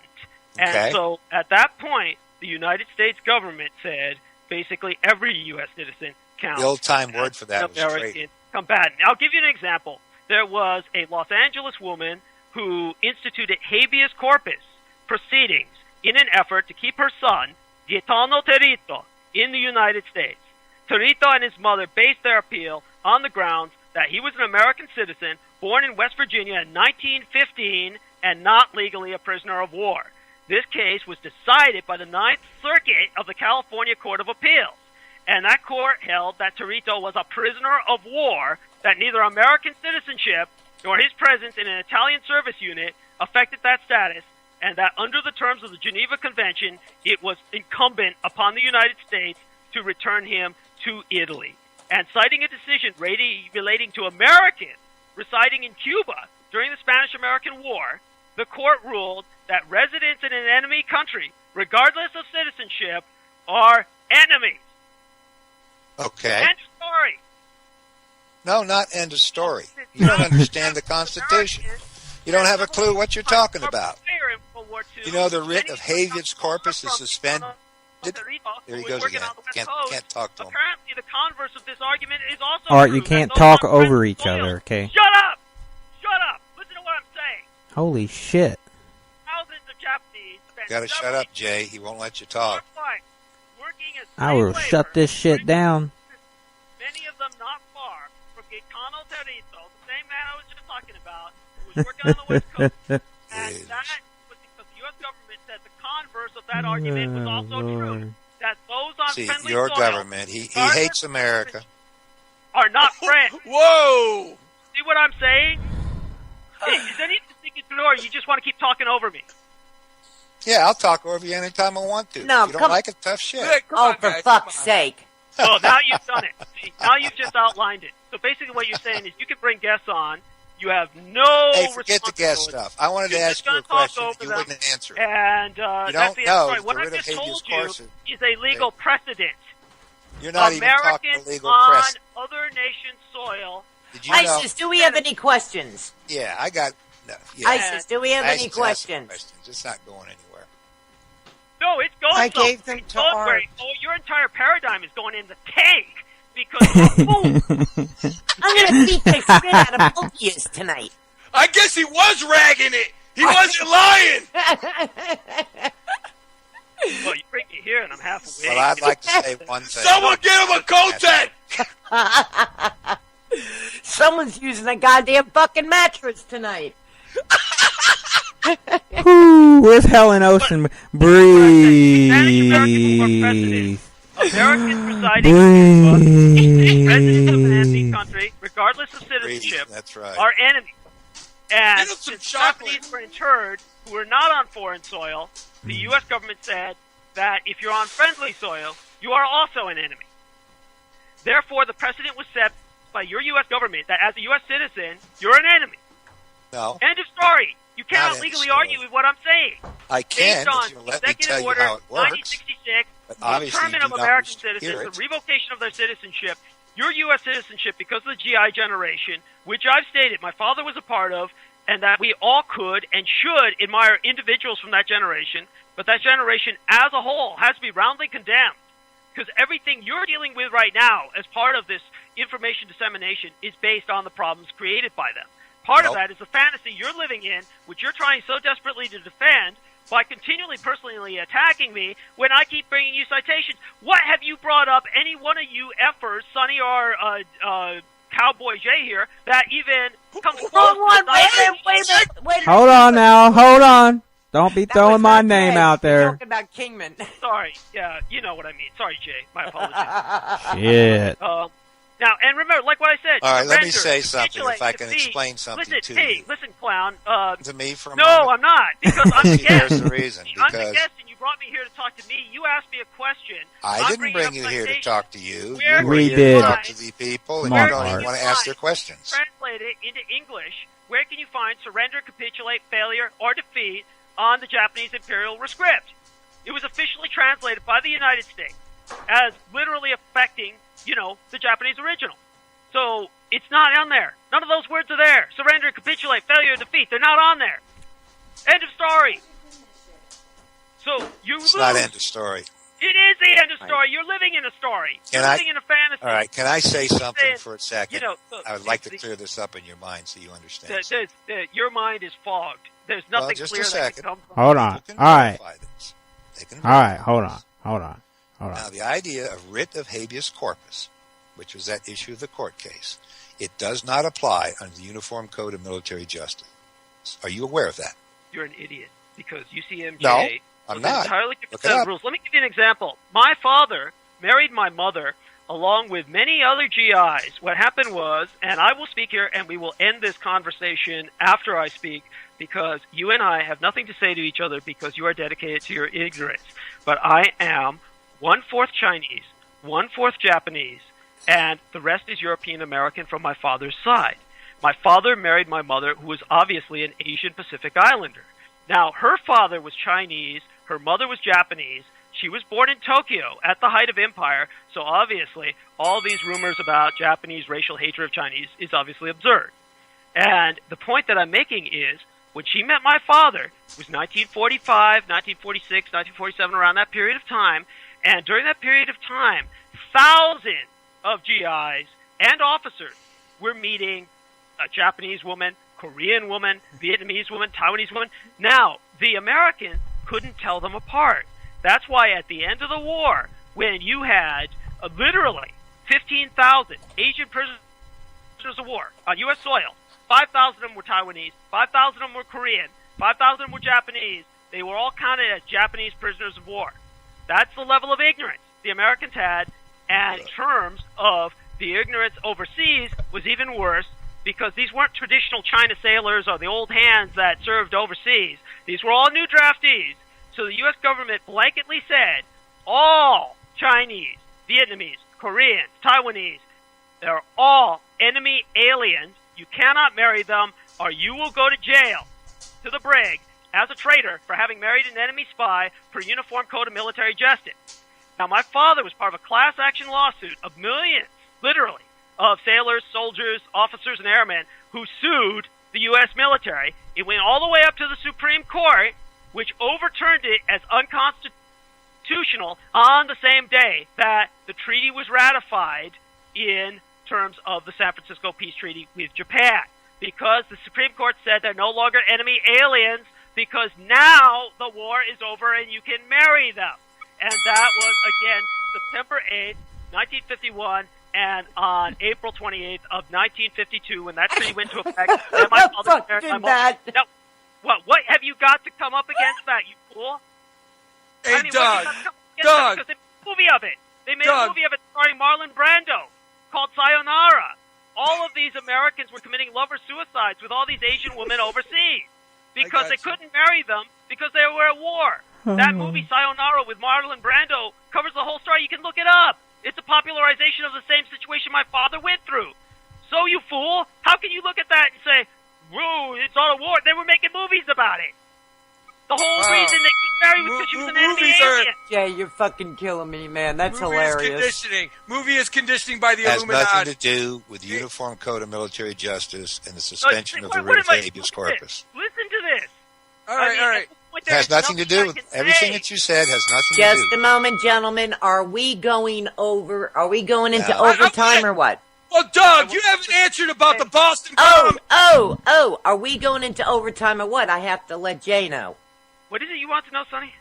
I want to know about the Boston bombings in Japan. Why is it linked up? You can thank your cowboy friend for effing that up. We'll talk about that next time. If I'm in we'll see if I'm on the rag or not. Oh, all right, brother. Doug, don't take anything personal. We fight with Kingman all the time. Yeah, we do. I was fighting with them the other day, too. We like ganging up on him, man. Understood. Sorry. I'll tell you something. For what it's worth, I got a quote here. In the right corner, weighing 130 pounds, soaking wet, Douglas Dietrich. Jay was banging on the fucking bell. There you go. That's nice. See, Art, you know, we've had this conversation before, but you have to keep in the back of your head. You have to keep in the back of your head that the information that they put out, you have admitted they have changed the Bible over the years, okay? You have admitted they have changed the baptism over decades and centuries, okay? They have changed history on us. Yeah, they have. And our government, just take a look at, I'm just going to throw this out. Take a look at Benghazi alone, what they fucking did. Take a look at the Vietnam War. So you can't rely on Snopes. You can't rely on the wiki. Just because they say it happened that way doesn't mean it did. All right, Jay, hit it. GLPVC's The Raw Feed Live would like to thank our guest, Douglas Dietrich, for sharing his research, insight, and opinion on all things happening in our world. Again, you can find out more about Douglas at his website, douglasdietrich.com. How about a shout-out to our roundtable and our hosts, starting with Sonny Cardona. Another shout-out to our VC team, Isis, Kingman Art, JDO, and NZ Riva. To our broadcast guru, Jay the Man, we thank you, bro. And, of course, our GLPDC Heart and Soul phenomenon, You So Rock. All right, peeps, stay with the Raw Feed Live for one more show this week, as tomorrow, Thursday, we finish up another great week of guests. That's right here tomorrow night on the Raw Feed Live, starting at 11 p.m. Eastern, right here in GLPVC chat and on all the live streams. That's it for now. The podcast will be up shortly.